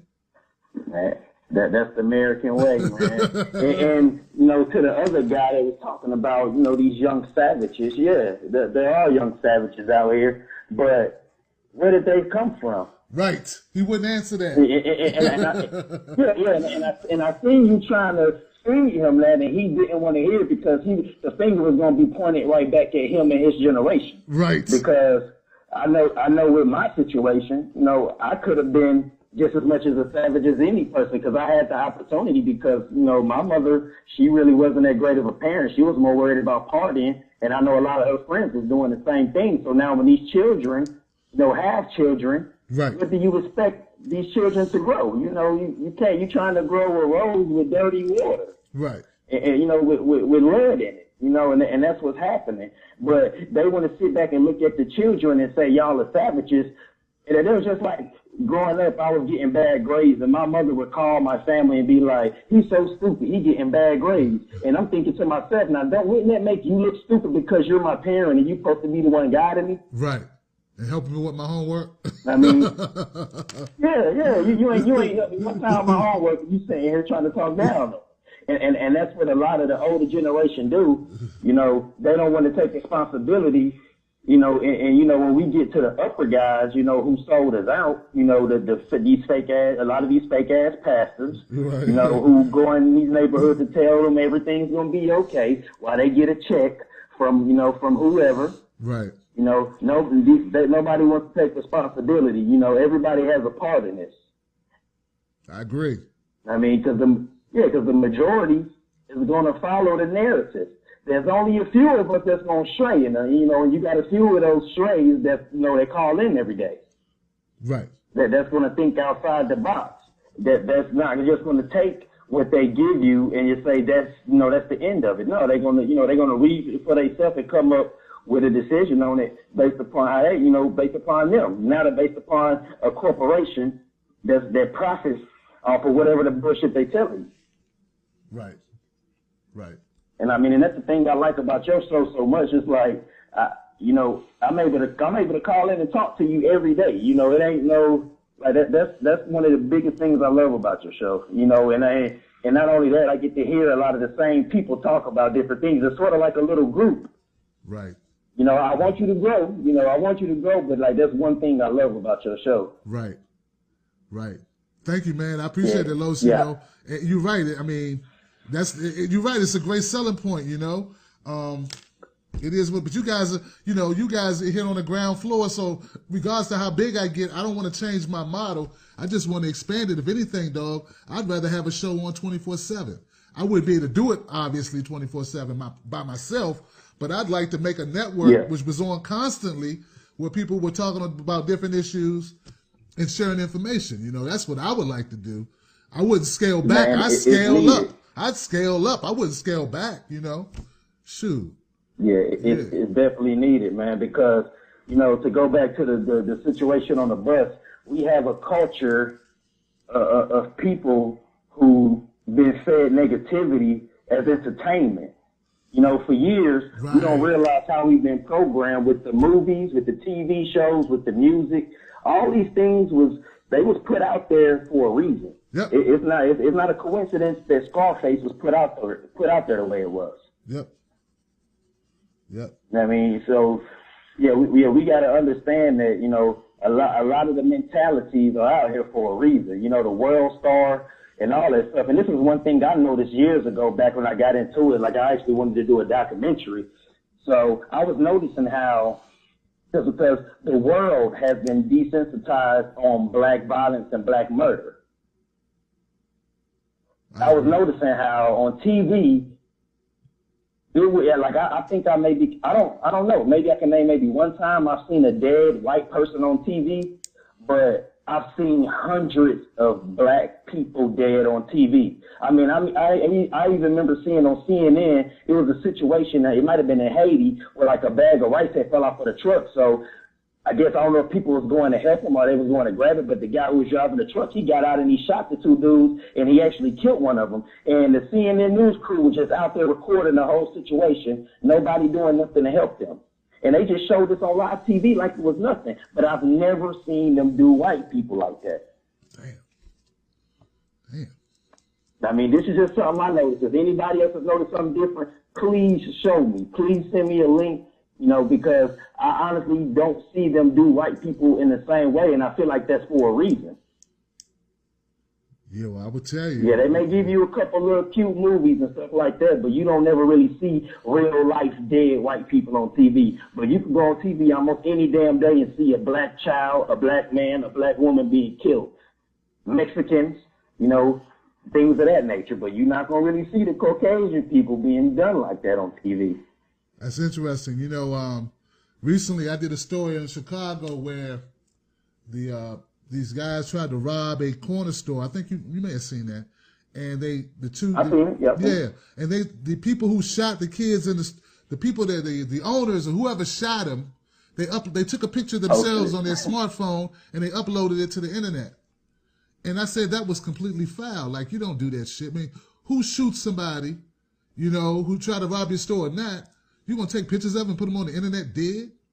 And I didn't get a lot of pushback from black people. They were desensitized to it. It didn't mean shit to them. Yep. It was like nothing. I'm like, that's not normal, man. Guy with his eyes open.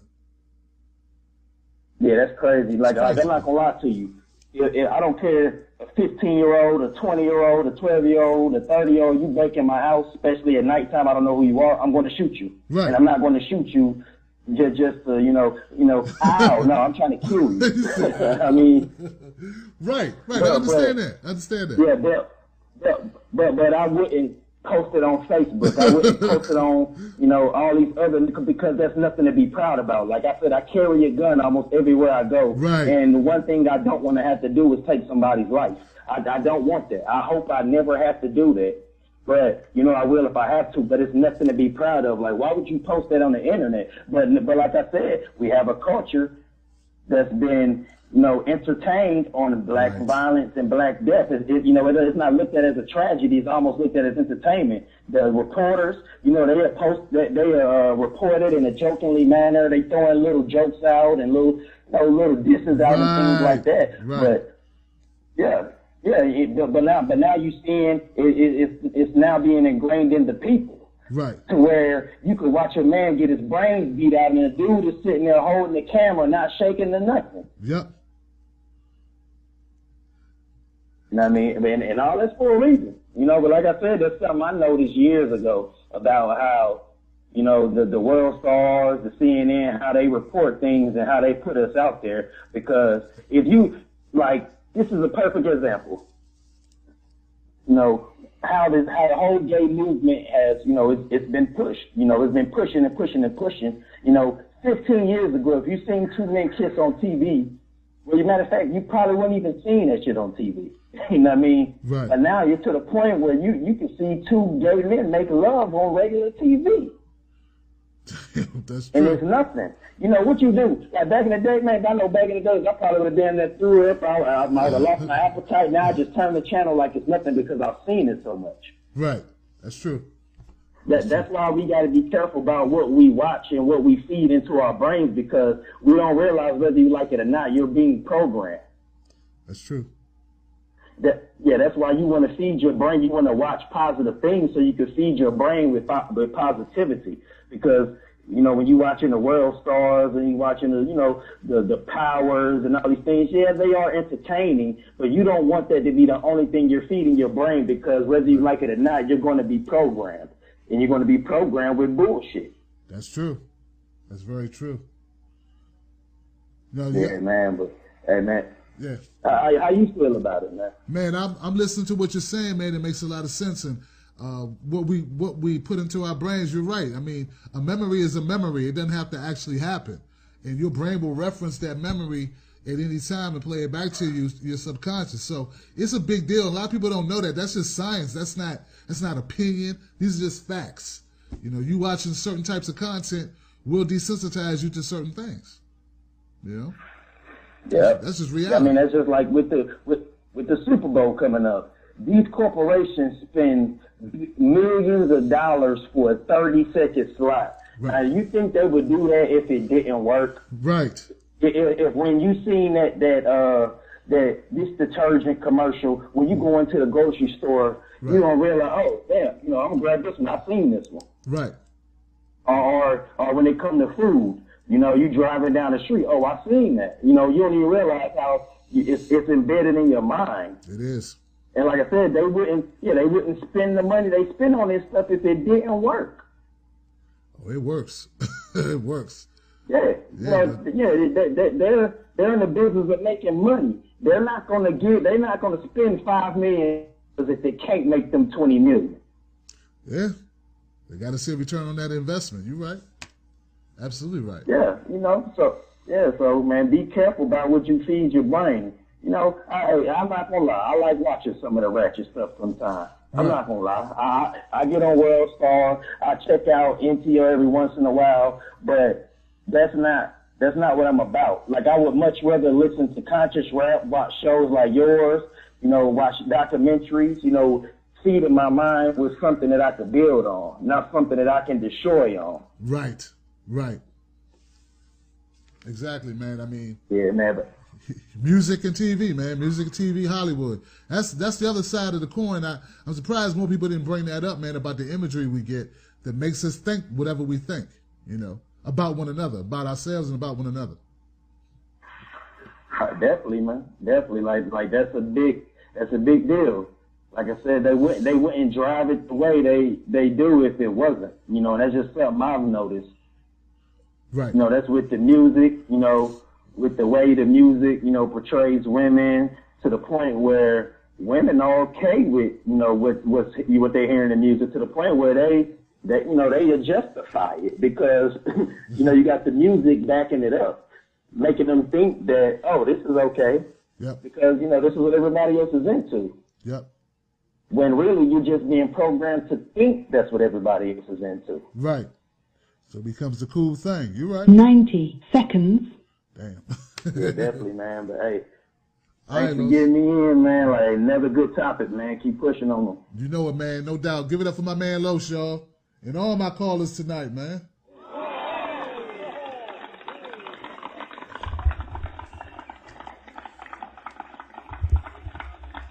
People bringing that heat. This thing be interrupting me right about now, man. 90 seconds. 60 seconds. 60 seconds. What I tell you? See, I be knowing this thing, man. 10 seconds. Man, wow, we got some comments tonight, though, man, didn't we? Call up real quick if you want to get in on the phone lines. It's 323-870-4064. Call up. Last call for alcohol. Which I might get some tonight. I said I wasn't, but I might. Might at least get a beer or something, you know? Then watch the show. Look at what I did. Look at what I can improve. I do that type of thing. I got a post-show cool down, you know? Call up, 323-870-4064 if you want some more. And I'm going to wait till this ticker. I think this is it. 10 seconds. See, that's why I wanted to wait, because it'd be interrupting my train of thought when I be talking sometimes. Like, leave me alone. Something I wanted to bring up that Carlos touched on.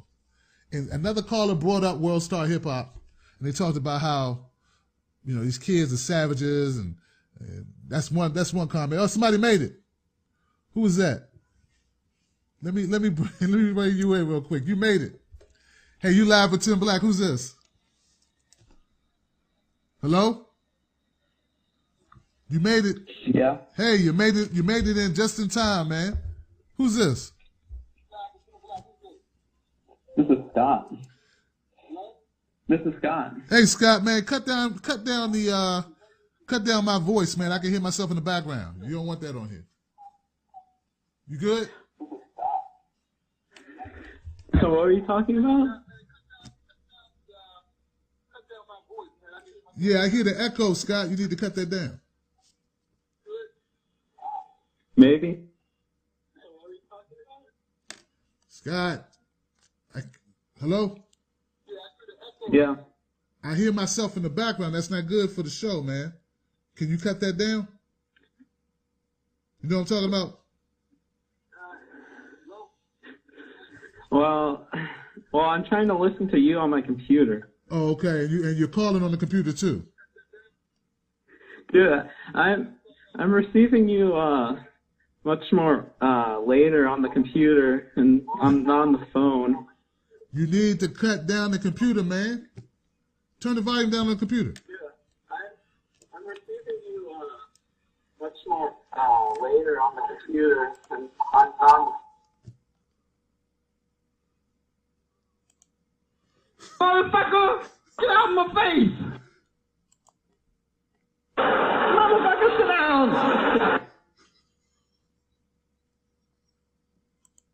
Motherfucker, sit down!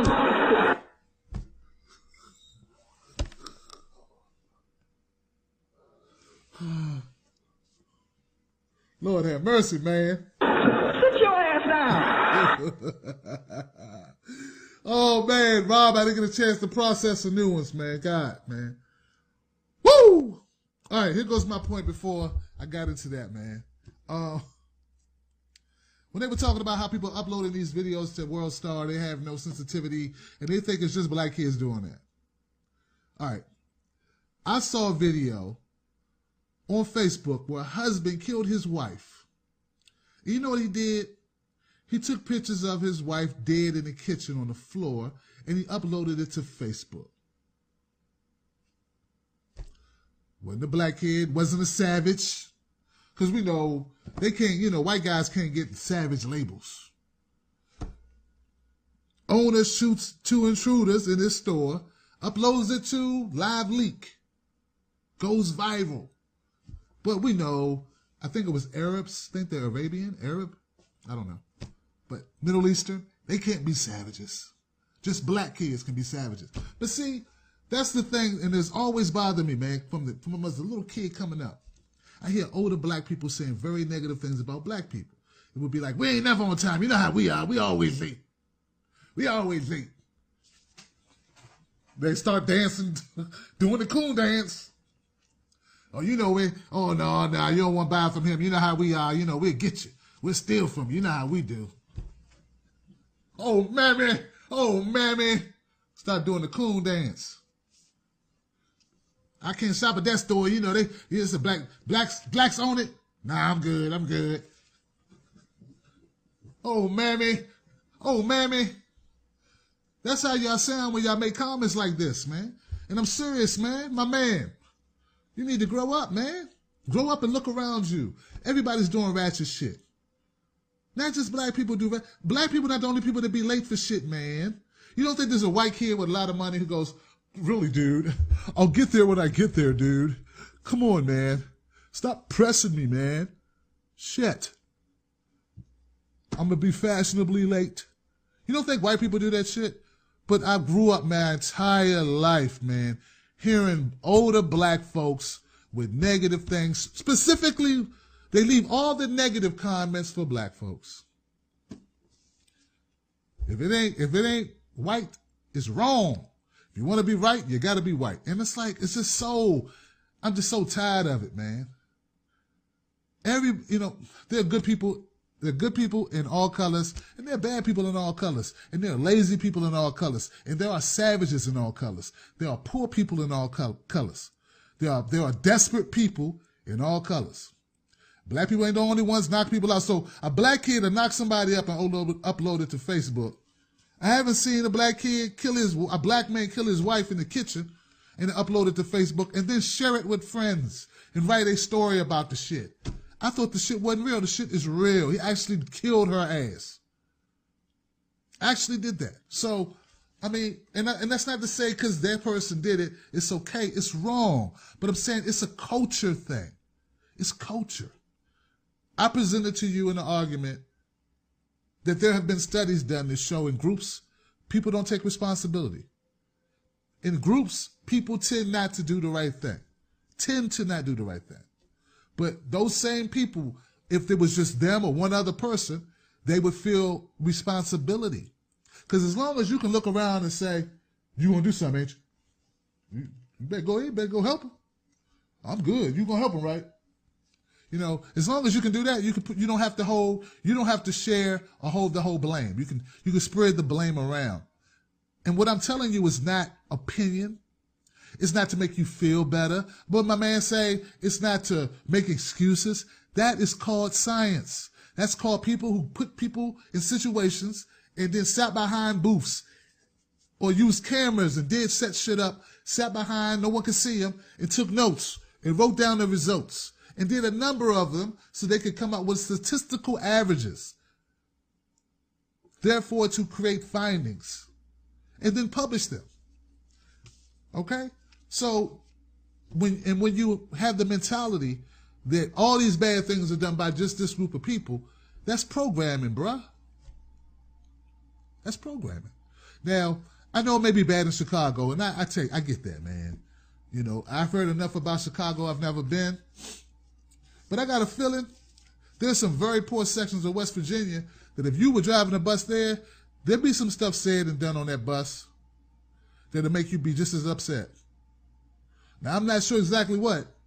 Because what tends to happen, this is what tends to happen with those black folks who are very harsh or other black folks. They always judge the worst black folks imaginable to the nicest white people imaginable. You know, hi, how are you, bus driver? How's it going? Hey, no, nothing. Just me and Brandon going to take in the sights. Want an apple? We got some extra fruit if you like an apple. Gatorade? Anything? Thank you, sir, so much. See, they judge Laquan. What's up, man? What's up, motherfucker? You know, they judge Brandon to Laquan. They never judge Laquan to, I don't know, Enos. What's up, nigger? Look at this nigger. Get off me, nigger. You know, they never judge Laquan to a redneck of equal ignorance. They just look at the most educated, most liberal, most would never say anything negative, most pretend to like your ass white person. And all I'm saying, bus driver guy, is you can't compare, you know, I know it's not going to be apples to apples, but at least be apples to oranges. You going apples to guacamole dip. That ain't right. And this is something I'm very tired. I'm extremely tired of seeing, and I think it's so counterproductive. And you're part of the problem. You may not know it, but you're part of the problem. Because anyone who might need you to reach out to them and save them from their ratchetness and drop a little bug in their ear, you won't do it. What you will do is reinforce the behavior that you hate, because that's the only behavior that you highlight. That's the only thing you feed into. You keep giving negative energy out, you create more negative energy. And basically, when you approach or when you attack someone's ego by name calling them, that doesn't give them any incentive to straighten up their act. Nobody responds well to that, especially not in the short term. Okay, so, hey, that's my opinion on it. I understand that you may have to deal with people, and it will make you jaded to deal with people acting stupid, ignorant, disrespectfully. Okay, I get it. I'm not taking that away from you. That's your experience. Hey, who am I to tell you you don't experience what you experience? What I'm telling you is that that's not in a bubble, that you can experience such things other places. Just because Brandon will offer you a piece of fruit doesn't mean he didn't spit on it first. It's possible. But in the psyche of some people, man, I think they fail to give everybody the benefit of the doubt. Like I believe there has to be some good children in Chicago somewhere. All 4 of them. And you know what? I don't even want to joke, because I'm positive there's some good young people in Chicago who don't have the money to leave. And whose fault really is that? Last I heard, parents are supposed to try to scratch away a couple of dollars for the kids. Parents are supposed to try to do a little something. And this is going to be a show we're going to do in the future, guys, because I think it's something we need to talk about, don't you? About parenting, about single parents. And I almost made tonight about single parenting. But I figured, you know what? We're going to wait. But we are going to do a single parenting show, ups and downs of single parenting. Is that part of some of the problems we have in society? We're going to look at this stuff. And we're going to be brutally honest. We're going to unpack it. We don't care who feelings get hurt, because at the end of the day, we're there to make a difference. And sometimes making a difference means people got to get upset. Then they got to think about it. They got to calm down, think about it, and then have a new opinion. Possibly create new action. But to ignore important subject matter, that don't help nobody. So I think that's going to be cool, man.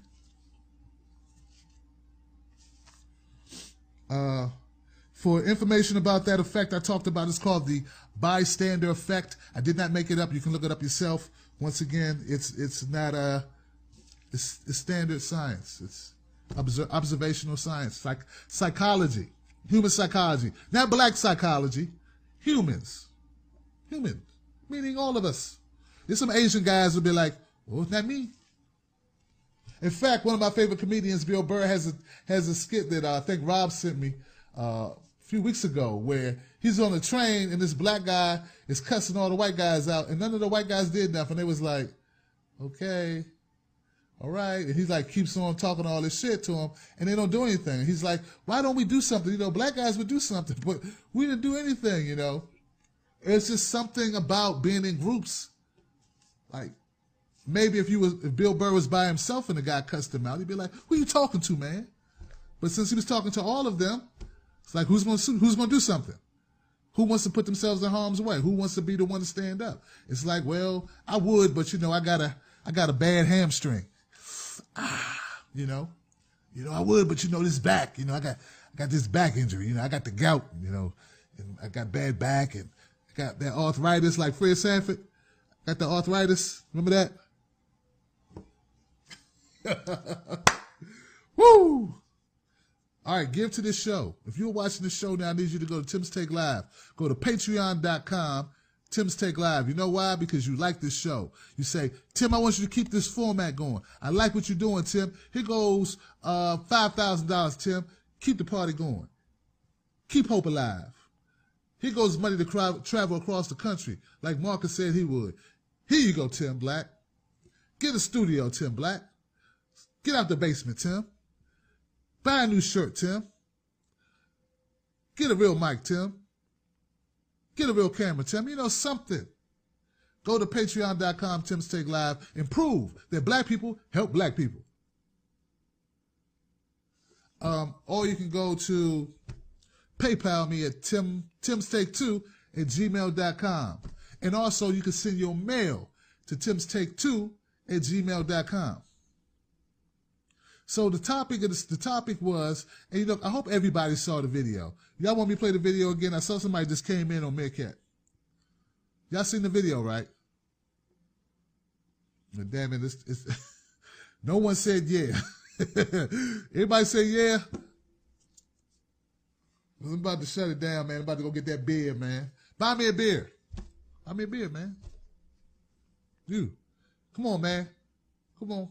Buy me a beer. Go to the bar real quick. Send back a double. You know what I'm saying?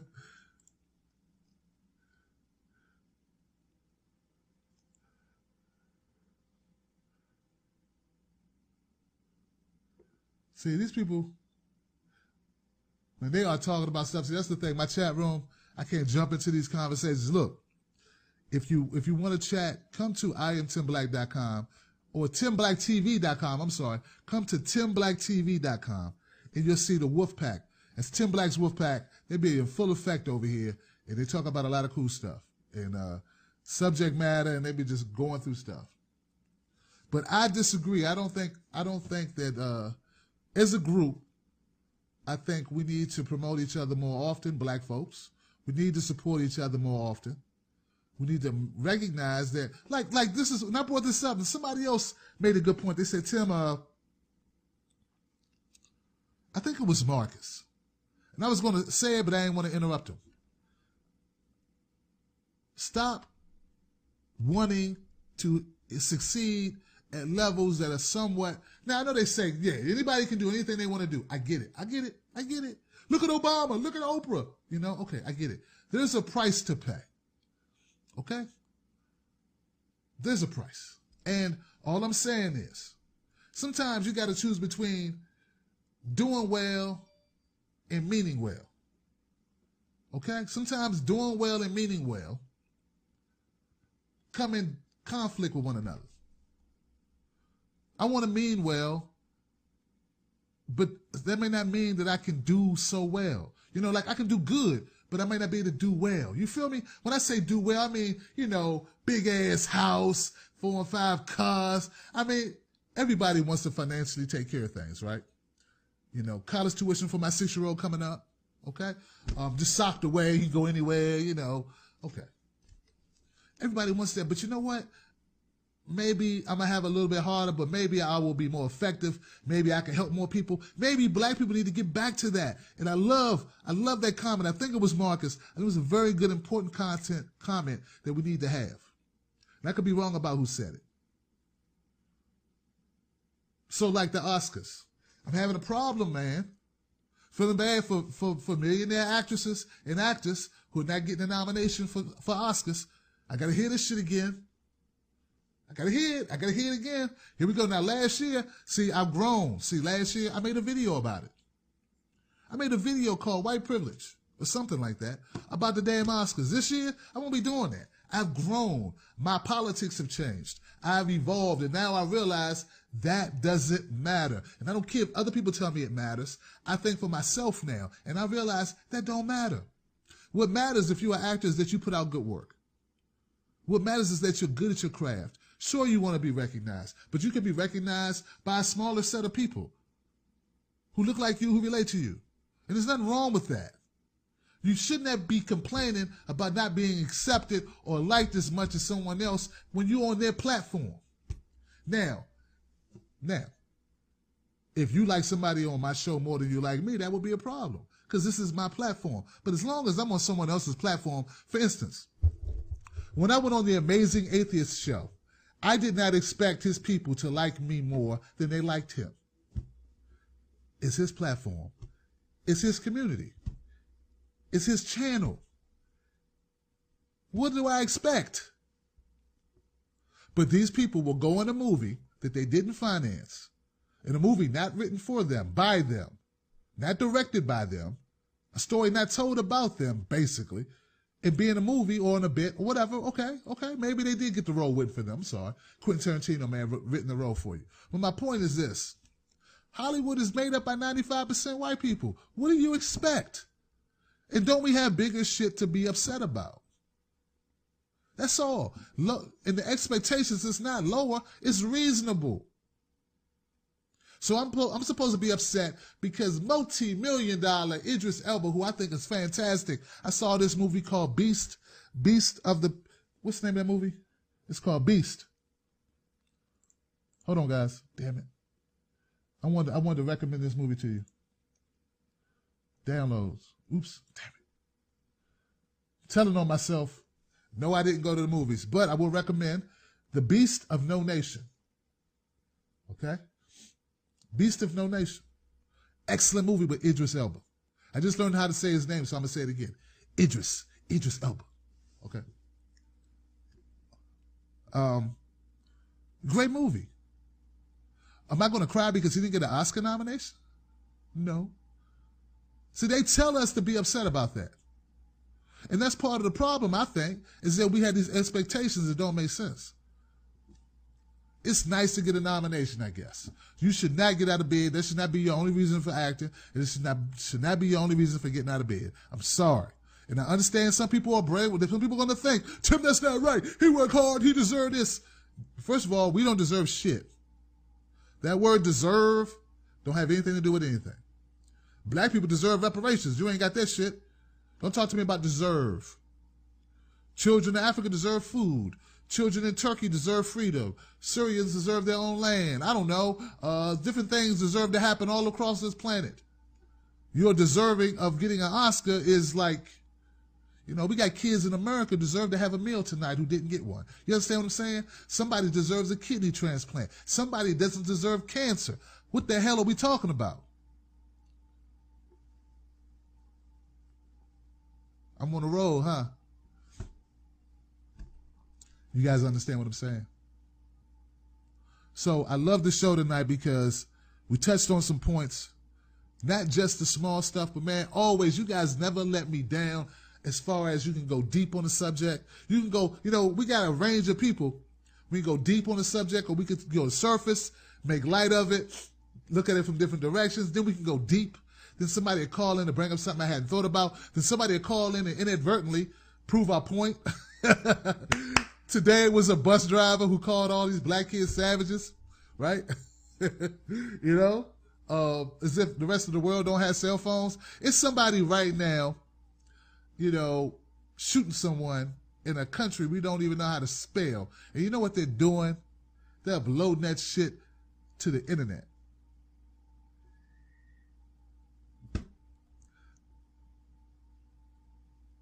It's sick. The world is sick.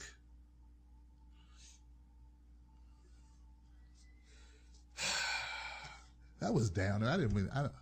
It's the truth, but it's a downer, you know? So I'm not making, he said I'm not making excuses for anyone who does the wrong thing. I'm not. But sometimes self-preservation is not a wrong thing. It's how you be able to get home to your kids. Somebody on that bus may have 3-4 kids they need to get home to, take care of. One of them, older lady, look like she may be a grandmother. She need to get home to her grandkids. She's going to risk her life for getting shot by somebody who may be a thug, who might want to shoot her for opening her mouth. Because Fat Boy didn't want to press a button. Seriously. He didn't want to press a button. He could have let that man get on that bus, press the button while the man was on the bus. Police come get the guy off the bus. Nobody had to touch nobody. Instead, he going to get in an altercation with the dude, start fighting the dude. Come on. Obviously, the guy he was putting off the bus, that's why they didn't show it. He pushed that guy first. He put his hands on that guy first. Or, come on, man. He had to. You trying to get on the bus. The other guy, once you get off the bus, who is more than likely put the hands on who first? Now, it's an assumption, but I'm just saying. If I want you to leave my house, I'm probably the one who's going to lay hands on you if you don't move fast enough, right?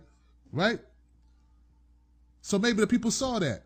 And it just hurts me that so many people, they just jump right to the race and say, well, they black people, so that's why they ain't help.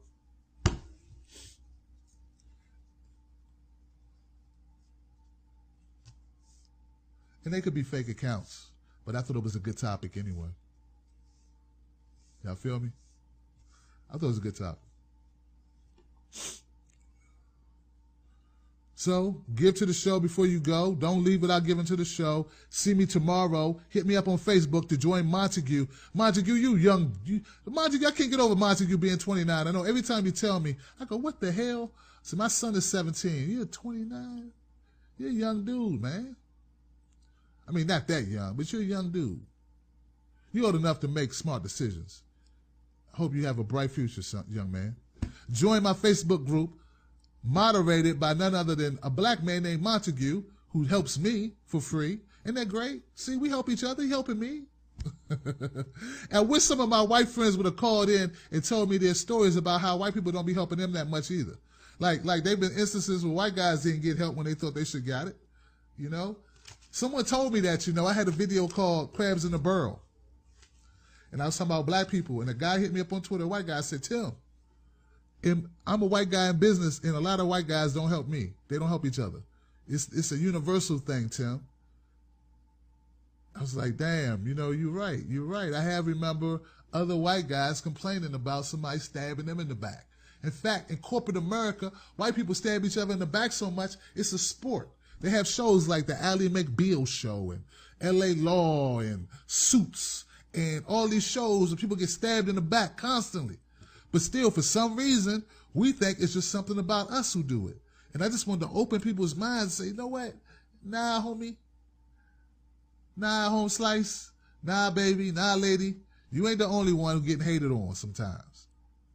It ain't just us hating on each other. People hate on each other all the time. They don't call it hate. They call it corporate America. They call it blue-collar backstabbing. They call it union busting. I don't know. All right. Which is the ultimate form of hate when you mess with somebody's money.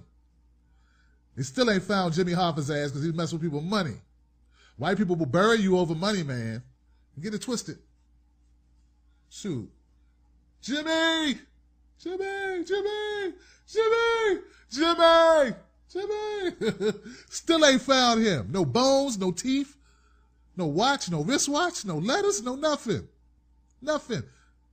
Gone. They buried, I believe, my theory is they buried Jimmy Hoffa under a building and some cement.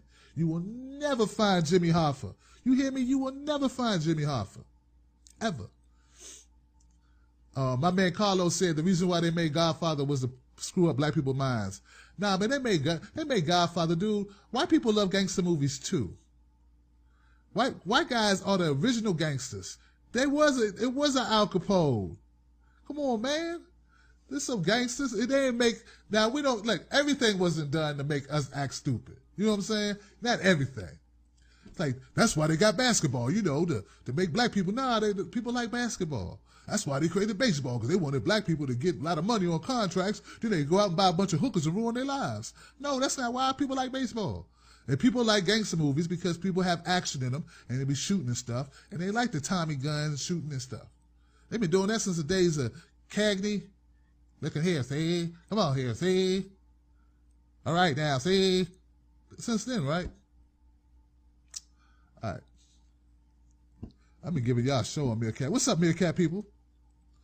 Let's see what my people on Meerkat saying, man. Meerkat people they be getting mad at me.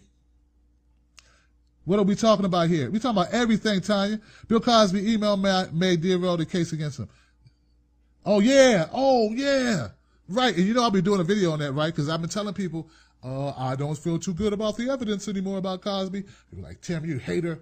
Had women mad at me. I'm like, look, I'm just telling you, this is how it looks to me, all right?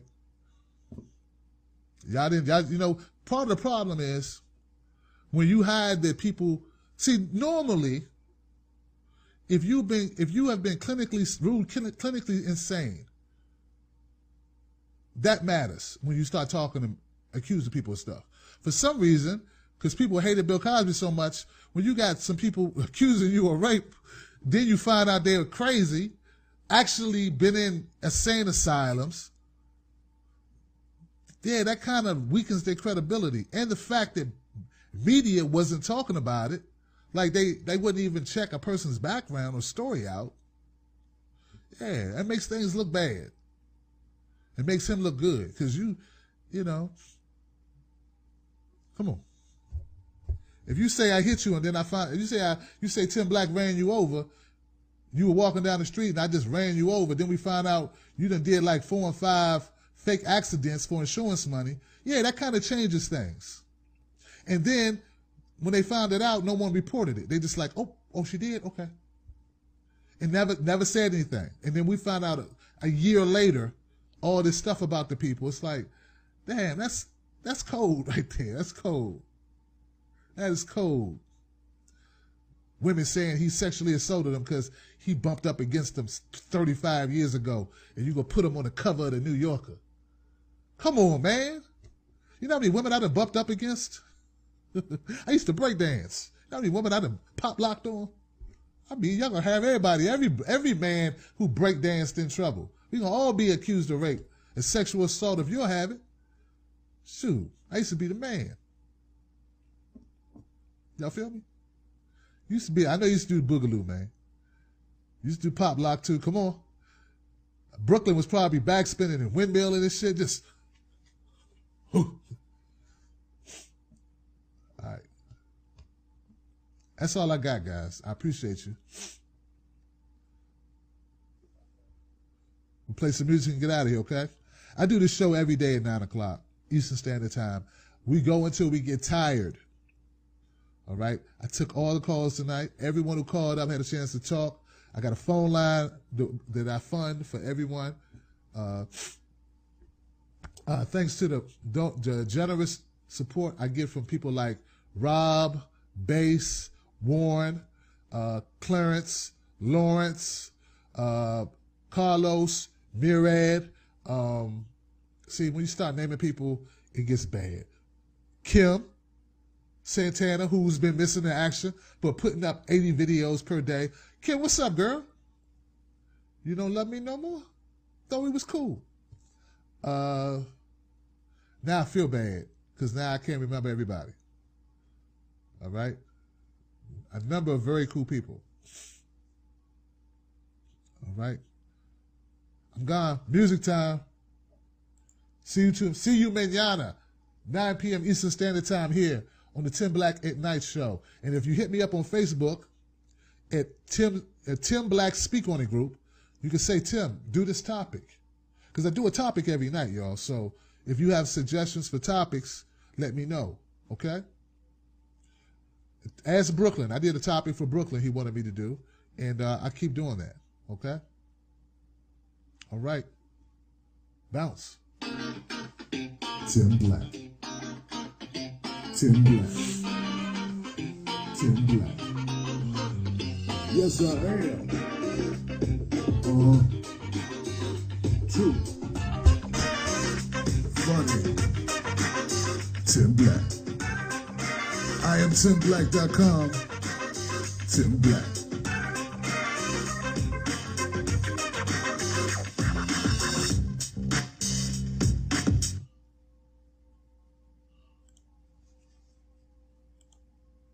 Motherfucker, get out of my face!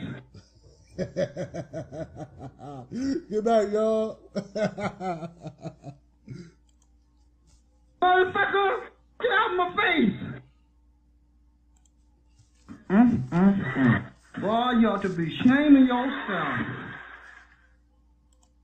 Sit your ass down. Look, man, send me more sound effects, y'all. I love them, man. I love them. Let me go to my last one. Motherfucker, sit down. Hilarious. You guys are hilarious, man. Somebody sent me, hey, hold on.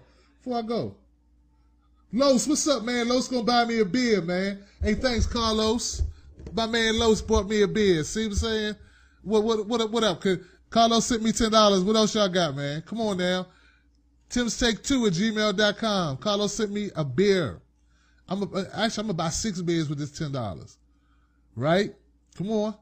TimsTake2@gmail.com. PayPal me. Beat Carlos. All right? And I'm going to announce it on the show. I'm going to give you a huge shout out. I'm going to give you a lot of love. Carlos, you already know you're like my nephew, all right? So you already know how we do, man. Thank you, Los, for supporting what I do, man. I appreciate you, man. All right? Much love, man. I think about you when I'm popping the cap on that brew. Like my man, what's his name? Mystical Carter. He said he want to do a commercial for me. He said, I'm listening to Tim Black, enjoying a nice adult beverage.